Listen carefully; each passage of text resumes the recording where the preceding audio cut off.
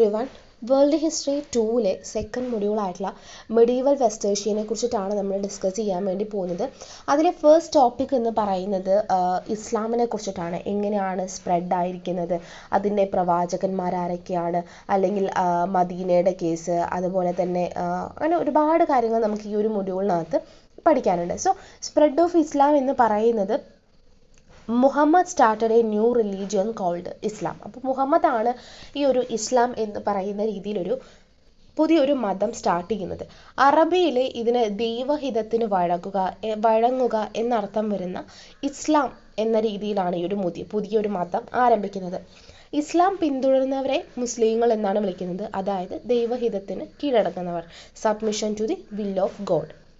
ഇസ്ലാമിന് മുൻപ് മുഹമ്മദിൻ്റെ രാജ്യത്തെ മതം എന്ന് പറയുന്നത് പുരാതനമായിട്ടുള്ള വിജാതീയമായിട്ടുള്ള രീതിയിലുള്ള ആചാരങ്ങളും ജൂതമതം, ക്രിസ്തുമതം, മറ്റ് ഇസ്ലാമിന് മുൻപുള്ള വിശ്വാസങ്ങൾ എന്നിവയുടെയൊക്കെ തന്നെ ഒരു മിക്സ്ചറായിരുന്നു.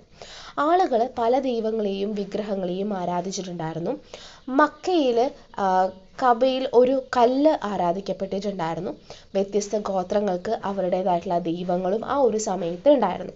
അങ്ങനെ സിറിയയിലും ഈജിപ്തിലെയും ക്രിസ്ത്യാനികൾ മതപരമായിട്ടുള്ള തർക്കങ്ങളുടെ പേരിൽ വിഭജിക്കപ്പെട്ടു.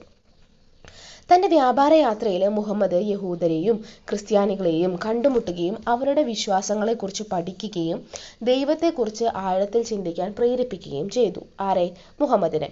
അങ്ങനെ തൻ്റെ സഹ അറബികൾക്കിടയിൽ ചെറിയ വിഭാഗങ്ങളായി വിഭജിക്കപ്പെട്ടതാണ് അവരുടെ പിന്നാക്കാവസ്ഥയിലും അനൈക്യത്തിനും കാരണമെന്ന് മനസ്സിലാക്കിയ അദ്ദേഹം എന്ത് ചെയ്യുകയാണ്? ഈ യഹൂദന്മാരുടെ ഏകീകൃത മതം അദ്ദേഹത്തെ ആകർഷിക്കുകയാണ് ചെയ്യുന്നത്. അവിടെ നിന്നാണ് ഇസ്ലാമിൻ്റെ സ്പ്രെഡ് എന്ന് പറയുന്നത്. ഇനി മുഹമ്മദിനെ കുറിച്ച് പറയുകയാണെന്നുണ്ടെങ്കിൽ 570 മുതൽ 632 വരെയാണ് അദ്ദേഹത്തിൻ്റെ കാലം എന്ന് പറയുന്നത്. ഖുറൈശി ഗോത്രത്തിലെ ബാനു ഹാഷിം കുടുംബത്തിലാണ് മുഹമ്മദ് ജനിക്കുന്നത്. ആദ്യകാലത്ത് അദ്ദേഹം ഓർഫനായിരുന്നു. അദ്ദേഹത്തിൻ്റെ അമ്മാവനായിട്ടുള്ള അബൂ താലിബാണ് അദ്ദേഹത്തെ വളർത്തിയിട്ടുണ്ടായിരുന്നത്. ഈ ഒരു ഗോത്രം മക്കയിൽ സ്വാധീനം ചെലുത്തിയിട്ടുണ്ടായിരുന്നു. മുഹമ്മദ് ഔപചാരികമായിട്ടുള്ള ഒരു വിദ്യാഭ്യാസം നേടാതെ തന്നെ ഒരു ഇടയനായിട്ട് മാറുകയാണ്. പിന്നീട് വ്യാപാരത്തിൽ ജോലി ചെയ്യുകയും സത്യസന്ധതയ്ക്ക് അൽ അമീൻ, അതായത് വിശ്വസ്തൻ, അൽ സാദിഖ്, സത്യസന്ധത എന്നീ പേരിലുള്ള വിളിപ്പേരുകൾ അദ്ദേഹത്തിന് നേടുകയും ചെയ്തിട്ടുണ്ടായിരുന്നു. സോ ഖദീജ എന്ന ധനികയായിട്ടുള്ള ഒരു വിധവയ്ക്ക് വേണ്ടിയിട്ട് അദ്ദേഹം ജോലി ചെയ്തിട്ടുണ്ടായിരുന്നു. പിന്നീട് ഈ ഖദീജനെ അദ്ദേഹം വിവാഹം കഴിക്കുകയും ചെയ്തു. അദ്ദേഹത്തിൻ്റെ ദാമ്പത്യം എന്ന് പറയുന്നത് വളരെയധികം സന്തുഷ്ടമായിരുന്നു. ഖദീജയുടെ മരണം വരെ അദ്ദേഹം എന്ത് ചെയ്തു? ഏക ഭാര്യനായത്, ഒറ്റ ഭാര്യ എന്നുള്ള രീതിയിൽ അദ്ദേഹം തുടർന്നിട്ടുണ്ടായിരുന്നു. അതിനുശേഷം അദ്ദേഹം 2 സ്ത്രീകളെ കൂടി വിവാഹം ചെയ്തിട്ടുണ്ടായിരുന്നു. ചെറുപ്പം മുതലേ മതവിശ്വാസിയായിട്ടുണ്ടായിരുന്ന മുഹമ്മദ് പലപ്പോഴും മക്കയ്ക്കടുത്തുള്ള ഗുഹകളിലൊക്കെ തന്നെ ധ്യാനിച്ചിട്ടുണ്ടായിരുന്നു. ഒരു ധ്യാനത്തിനിടയിൽ ഗബ്രിയേൽ മാലാഖ പ്രത്യക്ഷപ്പെടുകയും ദൈവവചനങ്ങൾ വെളിപ്പെടുത്തുകയും ചെയ്തു. സോ ഇത് ഇസ്ലാമിൻ്റെ വിശുദ്ധ ഗ്രന്ഥമായിട്ടുള്ള ഖുറാനിലെ ആദ്യ അധ്യായമായിട്ട് മാറുകയാണ്. അങ്ങനെ ഭാര്യ ഖദീജ എന്ത് ചെയ്തു? സുഹൃത്ത് അബൂബക്കർ എന്നിവരുമായിട്ടാണ് അദ്ദേഹം ഈ ഒരു കാര്യം പറഞ്ഞിട്ടുണ്ടായിരുന്നത് ആ ഒരു സമയത്ത്. അങ്ങനെ 40-ാം വയസ്സിൽ അദ്ദേഹം പരസ്യമായിട്ട് ഇത് പ്രസംഗിക്കാൻ തുടങ്ങി. അതായത് ടീച്ചിങ്സ്, ഒരു പ്രവാചകൻ എന്നുള്ള രീതിയിൽ എന്ത് ചെയ്യാണ്? ഇത് സ്പ്രെഡ് ആയിക്കൊണ്ടിരിക്കുകയാണ്, ടീച്ചിങ്സ്. അപ്പോൾ ഇനി അദ്ദേഹം എന്തൊക്കെ പഠിപ്പിച്ചു എന്നുള്ളതാണ് പറയുന്നത്.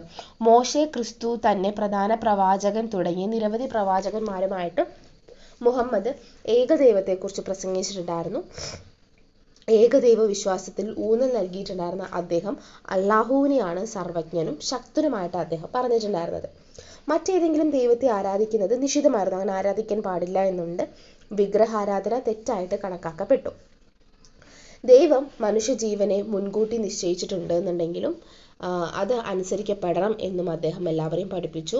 മോഷണമാവട്ടെ, മറ്റുള്ളവരെ ധിക്കരിക്കുന്നതാവട്ടെ, അടിമത്തമാവട്ടെ, ബഹുഭാര്യാത്വമാവട്ടെ, ഇതൊക്കെ തന്നെ നിയന്ത്രിക്കുന്നതിലൂടെ അദ്ദേഹം ഉയർന്ന ധാർമ്മിക നിലവാരത്തെയാണ് പ്രോത്സാഹിപ്പിച്ചു കൊണ്ടിരുന്നത്. നന്മ സ്വർഗത്തിലേക്ക് കൊണ്ടുപോകുമെന്നും അനുസരണക്കേട് കാണിക്കുന്നവനെ നരകത്തിലേക്ക് പോകുന്ന തരത്തിലുള്ളൊരു ന്യായവിധി ദിവസത്തെക്കുറിച്ച് അദ്ദേഹം പറഞ്ഞു. അത്യാഗ്രഹം, ചൂതാട്ടം, മദ്യപാനം, അസത്യം എന്നിവയ്ക്കെതിരെയൊക്കെ തന്നെ അദ്ദേഹം ഉപദേശിച്ചിട്ടുണ്ടായിരുന്നു. മുസ്ലിങ്ങൾ എപ്പോഴും ഉദാരമതികളും അതുപോലെ ക്ഷമയുള്ളവരും മനുഷ്യത്വമുള്ളവരായിരിക്കണമെന്ന് പറയുന്നുണ്ട്. അടിമകളോട് ഉദാരമായിട്ട് പെരുമാറണമെന്ന് അദ്ദേഹം പറയുന്നുണ്ട്. നേർത്ത ജീവിതം നയിക്കുകയും ദൈവത്തിൻ്റെ കൽപ്പനകൾ അനുസരിക്കുകയും ചെയ്തവർ അവന് ശിക്ഷ വാഗ്ദാനം ചെയ്യുകയാണ്. മുസ്ലിങ്ങൾക്കിടയിൽ സമത്വത്തിനും ദയോടും ഊന്നൽ നൽകിക്കൊണ്ട് അദ്ദേഹം മനുഷ്യൻ്റെ സാഹോദര്യത്തെക്കുറിച്ച് പ്രസംഗിച്ചു.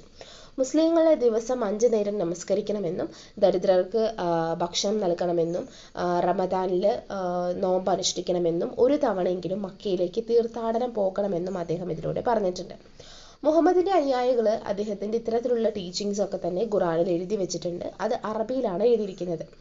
മക്കയിലെ ഭൂരിഭാഗം ആളുകൾ അങ്ങനെ ആരെയാണ് ഈ മുഹമ്മദിനെ പരിഹസിക്കുകയും ഈ വിഗ്രഹാരാധനയും അതുപോലെ ബഹുദൈവ വിശ്വാസത്തെയൊക്കെ തന്നെ കുറച്ചുകൂടി പ്രൊമോട്ട് ചെയ്യുകയും ചെയ്തിട്ടുണ്ടായിരുന്നു. അങ്ങനെ മക്ക തീർത്ഥാടനത്തിൽ നിന്ന് നേട്ടമുണ്ടാക്കിയിട്ടുണ്ടായിരുന്ന ഗോത്ര തലവന്മാരും വ്യാപാരികളും ഉൾപ്പെടെ എതിർപ്പ് കാരണം മുഹമ്മദ് 622 മദീനയിലേക്ക്, അതായത് യദ്രീബിലേക്ക് കുടിയേറി. ഇത് മുസ്ലിം കലണ്ടറിന്റെ ആരംഭം എന്നാണ് അടയാളപ്പെടുത്തിയിട്ടുണ്ടായിരുന്നത്. ഏകദൈവ വിശ്വാസം അറിയുന്നവരും പ്രവാചകനാകാൻ കൊതിക്കുന്നവരുമായിട്ടുള്ള മദീനക്കാര് അദ്ദേഹത്തെ സ്വാഗതം ചെയ്യുകയാണ്. മുഹമ്മദ് മദീനയിലെ ഗോത്രങ്ങളുടെ ഒരു പ്രധാന മധ്യസ്ഥനായിട്ട് മാറി ഒരു സമാധാനം എന്നുള്ള നിലയിൽ ഒരു കാര്യം അവിടെ കൊണ്ടുവരികയാണ്. ഇനി അദ്ദേഹം മദീനയിലേക്ക് മാറി എന്നാണല്ലോ പറയണത് 622. അപ്പോൾ മുഹമ്മദ് മദീനയ്ക്ക് പോയിട്ടുള്ള കാര്യമാണ് ഇനി നമ്മൾ പറയാൻ വേണ്ടി പോകുന്നത്. മദീനയിൽ അക്കാലത്ത് ഗോത്രങ്ങളും അതുപോലെ ജൂത സമൂഹം ഒക്കെ തന്നെ ഉണ്ടായിരുന്നു. ഇവർ തമ്മിലൊരു തർക്കമൊക്കെ ഉണ്ടായിരുന്നു. അപ്പോൾ ഈ തർക്കങ്ങളൊക്കെ പരിഹരിക്കുന്നതിനും മുസ്ലിങ്ങളെ അവിടെ ബന്ധിപ്പിക്കുന്നതിനും വേണ്ടിയിട്ട് അദ്ദേഹം എന്ത് ചെയ്യാണ്, തൻ്റെ പദവിയൊക്കെ തന്നെ ഉയർത്താൻ വേണ്ടിയിട്ട് മുഹമ്മദ് എന്ത് ചെയ്യാണ്, അവിടെ ഒരു കോൺസ്റ്റിറ്റ്യൂഷൻ, ഒരു ഭരണഘടന കൊണ്ടുവരികയാണ്. ഇനി ഈ ഒരു significance of migration to Medina, ഈ മദീനയിലേക്കുള്ള ഒരു മൈഗ്രേഷൻ്റെ ഏറ്റവും ഇമ്പോർട്ടൻ്റ് ആയിട്ടുള്ള കാര്യം എന്താണെന്ന് വെച്ച് കഴിഞ്ഞാൽ ഇസ്ലാമിൻ്റെ ഒരു സ്പ്രെഡിന് ഈ ഒരു മൈഗ്രേഷൻ, അതായത് മദീനയിലേക്കുള്ള ഒരു മൈഗ്രേഷൻ എന്ന് പറയുന്നത് വളരെയധികം സഹായിച്ചു. മുസ്ലിം സമുദായത്തിലെ മെച്ചപ്പെട്ട ഒരു അന്തരീക്ഷം മദീന വാഗ്ദാനം ചെയ്യുകയാണ്. 200 മൈൽ മാത്രം പിന്നിട്ടുണ്ടായിരുന്ന ഈ ഒരു യാത്ര എന്ന് പറയുന്നത് ഇസ്ലാമിൻ്റെ ഒരു ഡെവലപ്മെൻറ്റിന് കാരണമായി. മുഹമ്മദ് മദീനയിൽ ശക്തമായിട്ടുള്ളൊരു മുസ്ലിം സമൂഹത്തെ കെട്ടിപ്പടുത്തു. 1208 കുടിയേറ്റത്തിന് ശേഷം മക്കയിലേക്കുള്ള ആദ്യ തീർത്ഥാടന വേളയിൽ ഖുറൈശി ഗോത്രം അദ്ദേഹത്തെ തങ്ങൾക്ക് തുല്യനായിട്ടാണ്, തങ്ങൾ എന്ന് പറയില്ലേ, അതുപോലെയാണ് അദ്ദേഹത്തിന് തുല്യനായിട്ട് അംഗീകരിച്ചിട്ടുണ്ടായിരുന്നു. ഇത് ഇസ്ലാമിൻ്റെ ഒരു പ്രധാന ചുവടുവയ്പ്പായിട്ടാണ് അടയാളപ്പെടുത്തിയിട്ടിരിക്കുന്നത്. ഇനി ഇതിൻ്റെ ഒരു സ്പ്രെഡ് എന്ന് പറയുന്നത്, അങ്ങനെ ഇസ്ലാം എന്ന് പറയുന്നത് 3 ഭൂഖണ്ഡങ്ങളിലായിട്ട് അതിവേഗം വ്യാപിക്കുകയാണ്. അറേബ്യയിൽ ജനിച്ച സിറിയ, മെസപ്പട്ടോമിയ, പേർഷ്യ എന്നിവിടങ്ങളിലൊക്കെ തന്നെ ഇത് വ്യാപിക്കുകയും ഇത് വേഗത്തിൽ വടക്കേ ആഫ്രിക്കയിൽ എത്തുകയും ചെയ്തു. അവിടെ മുസ്ലിം സൈന്യം ഈജിപ്ത് കീഴടക്കുകയും അൻഡാലസ്, അതായത് ഇന്നത്തെ സ്പെയിൻ വരെ വ്യാപിക്കുകയും ചെയ്തിട്ടുണ്ടായിരുന്നു. ആൻഡലൂഷ്യയിലെ മുസ്ലിങ്ങൾ മൂഴ്സ് എന്നാണ് അറിയപ്പെട്ടിട്ടുണ്ടായിരുന്നത്. അവിടുത്തെ കാലിഫേറ്റിനെ കുറിച്ച് പറയുകയാണെന്നുണ്ടെങ്കിൽ 632 മുഹമ്മദ് നബിയുടെ മരണത്തെ തുടർന്നിട്ട് മുസ്ലിങ്ങൾ ഉൾപ്പെടുന്ന ഒരു രാഷ്ട്രീയവും മതപരമായിട്ടുള്ള ഒരു രാഷ്ട്രമായിട്ടാണ് കാലിഫേറ്റിനെ കുറിച്ച് പറയുന്നത്. ഒരു കാലിഫേറ്റിൻ്റെ ഒരു ഖലീഫയുടെ കീഴിലുള്ള ഒരു സർക്കാർ അല്ലെങ്കിൽ ഒരു ഇസ്ലാമിക രാഷ്ട്രീയ നേതാവ് ഭരിക്കുന്ന ഭൂമി എന്നാണ് ഈ ഒരു കാലിഫേറ്റിന് പറയുക. കാരണം ഒരു 2 മാർക്കിന് ചോദിക്കാവുന്ന ഒരു ക്വസ്റ്റൻ ആണ് കേട്ടോ ഇത്, കാലിഫേറ്റ് എന്താണെന്നുള്ളത്. അങ്ങനെ ഇസ്ലാമിൻ്റെ ആത്മീയ നേതാവായിരുന്ന മുഹമ്മദ് നബിയുടെ പിന്തുടർച്ച അവകാശം ഒരു ഖലീഫ അവകാശപ്പെടുകയാണ് ചെയ്യുന്നത്. പ്രവാചകൻ മുഹമ്മദ് ഒരു പിൻഗാമിയെ വ്യക്തമാക്കിയിട്ടുണ്ടായിരുന്നില്ല അദ്ദേഹം മരിക്കുന്നതിന് മുമ്പ്. സോ ഇത് മുഹമ്മദിൻ്റെ ഉറ്റ സുഹൃത്തും അദ്ദേഹത്തിൻ്റെ ഒരു ഫാദർ ഇൻ ലോ എന്നുള്ള രീതിയിലൊക്കെ നിന്നിട്ടുണ്ടായിരുന്ന അബൂബക്കറിനെ തിരഞ്ഞെടുക്കാൻ വേണ്ടിയിട്ട് മദീനയിലെ മൂപ്പന്മാരെ പ്രേരിപ്പിച്ചു. ഔദാര്യം, ധൈര്യം, സത്യസന്ധത, മതത്തെ ലൗകിക കാര്യങ്ങളെയും കുറിച്ചുള്ള അറിവ്, ഇതൊക്കെ തന്നെ ഉൾക്കൊള്ളുന്ന ഇസ്ലാമിൻ്റെ ആദ്യകാല സ്വീകാര്യതയിലും ധാർമ്മിക മികവും ഒരു ഖലീഫയാകുന്നതിന് ഉള്ളൊരു മാനദണ്ഡത്തിൽ ഉൾപ്പെടുത്തുകയാണ് ചെയ്യുന്നത്. അങ്ങനെ രണ്ടാമത് വന്നിട്ടുണ്ടായിരുന്നതാണ് അബൂബക്കർ എന്ന് പറയുന്നത്. അദ്ദേഹത്തിൻ്റെ കാലഘട്ടം എന്ന് പറയുന്നത് ഏതാണ്, 632 മുതൽ 634 വരെയാണ്. ഓക്കെ, ഇപ്പം നമ്മൾ ആരെക്കുറിച്ചാണ് പറഞ്ഞത്, മുഹമ്മദിനെ കുറിച്ചിട്ടും അദ്ദേഹം എങ്ങനെയാണ് ഇസ്ലാമിനെ സ്പ്രെഡ് ആക്കിയത് എന്നാണ് പറഞ്ഞത്. ഇനി അബൂബക്കറിനെ കുറിച്ചിട്ടാണ് നമ്മൾ പറയുന്നത്. പ്രവാചകനായിട്ടുണ്ടായിരുന്ന നമ്മുടെ മുഹമ്മദ് നബിയുടെ ഉറ്റ ചങ്ങാതിയും അതുപോലെ ഭാര്യാപിതാവുമായിരുന്നു അബൂബക്കർ എന്ന് പറയുന്നത്. മക്കയിലെ ഖുറൈശിയിലെ ഒരു വ്യാപാര ഗോത്രത്തിൽപ്പെട്ടയാളായിരുന്നു അബൂബക്കർ. അങ്ങനെ മദീനയിലെ മൂപ്പന്മാരാണ് അദ്ദേഹത്തെ ആദ്യത്തെ ഖലീഫയായിട്ട് തിരഞ്ഞെടുക്കുന്നത്. നമ്മളിപ്പോൾ മറ്റേ കേസൊക്കെ പറഞ്ഞു ഖലീഫയുടെ അധികാരത്തിൽ വരുന്ന സ്ഥലങ്ങളെ കുറിച്ചിട്ടൊക്കെ തന്നെ. സോ അൽ സിദ്ദീഖ്, അതായത് സത്യസന്ധൻ എന്നറിയപ്പെടുന്ന അദ്ദേഹം അറബ് ഗോത്രങ്ങൾക്കിടയിൽ ഒരു കലാപങ്ങളെയൊക്കെ തന്നെ ഇല്ലാതാക്കുകയും പേർഷ്യൻ, ബൈസന്റൈൻ സാമ്രാജ്യങ്ങൾക്കെതിരെ വിജയകരമായിട്ടുള്ള രീതിയിലുള്ള ആക്രമണങ്ങൾ നടത്തുകയും ചെയ്തിട്ടുണ്ടായിരുന്നു.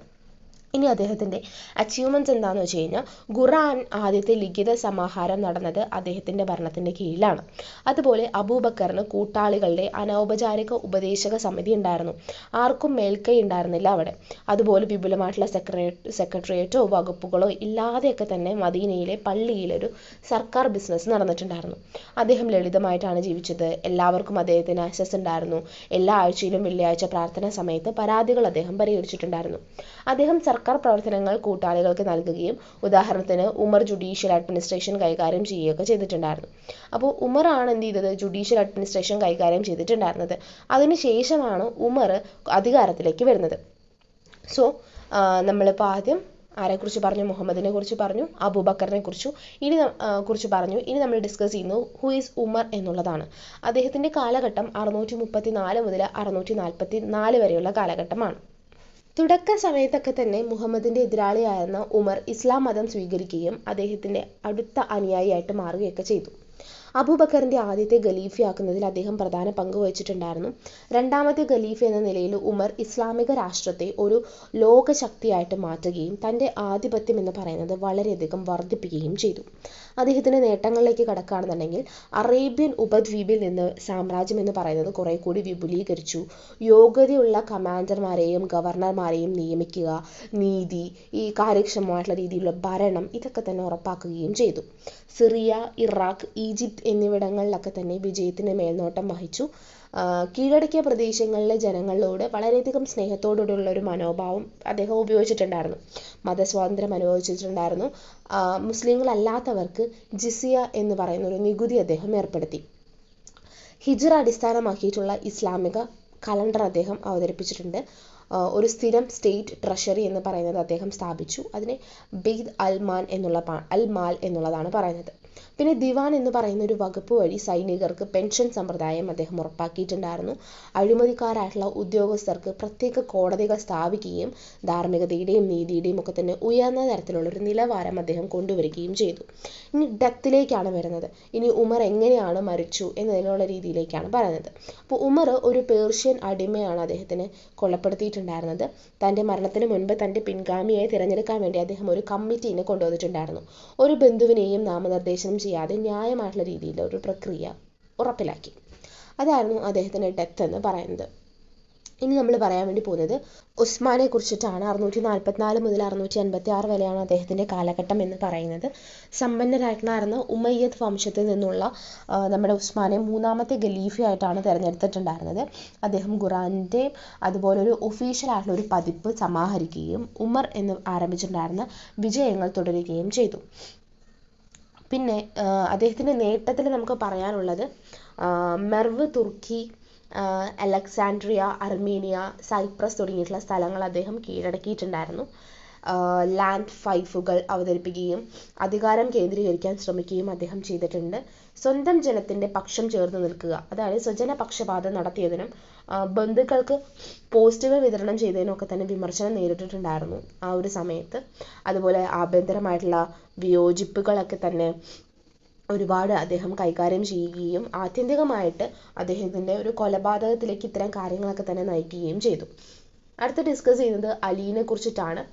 656 മുതൽ 661 വരെയാണ് അലിയുടെ കാലഘട്ടം എന്ന് പറയുന്നത്. മുഹമ്മദിൻ്റെ ബന്ധുവും മരുമകനുമായിട്ടുള്ള അലി റാഷിദുൻ ഖലീഫമാരിൽ 4ാമത്തെയും അവസാനത്തെയും ആളായി അദ്ദേഹത്തിൻ്റെ കാലിഫേറ്റ് ആഭ്യന്തര കലഹവും കലാപവും അടയാളപ്പെടുത്തിയിട്ടുണ്ടായിരുന്നു. അദ്ദേഹത്തിൻ്റെ അച്ചീവ്മെൻറ്റ്സിൽ പറയുന്നത് സിറിയൻ ഗവർണറായിട്ടുണ്ടായിരുന്ന മുഅവിയിൽ നിന്നുള്ള പതിപ്പ് സിഫിൻ യുദ്ധത്തിലേക്കും തുടർന്ന് മധ്യസ്ഥതയിലേക്കും നയിച്ചു. ഇത് അദ്ദേഹത്തിൻ്റെ സ്ഥാനത്തെ വളരെയധികം ദുർബലപ്പെടുത്തുകയാണ്. ഒട്ടക യുദ്ധം ഉൾപ്പെടെ മറ്റു മുസ്ലിങ്ങളിൽ നിന്നുള്ള കലാപങ്ങൾ അദ്ദേഹം കൈകാര്യം ചെയ്തിട്ടുണ്ട്. ഒരു ഇസ്ലാമിക രാഷ്ട്രത്തിനുള്ള പലതരത്തിലുള്ള വിയോജിപ്പുകളുമായിട്ട് അദ്ദേഹം പൊരുതിയിട്ടുണ്ടായിരുന്നു. കാര്യമായിട്ടുള്ള ആഭ്യന്തര സംഘർഷത്തിലേക്കൊക്കെ തന്നെ അദ്ദേഹത്തിൻ്റെ കാലത്ത് ഇത് നയിച്ചിട്ടുണ്ട്.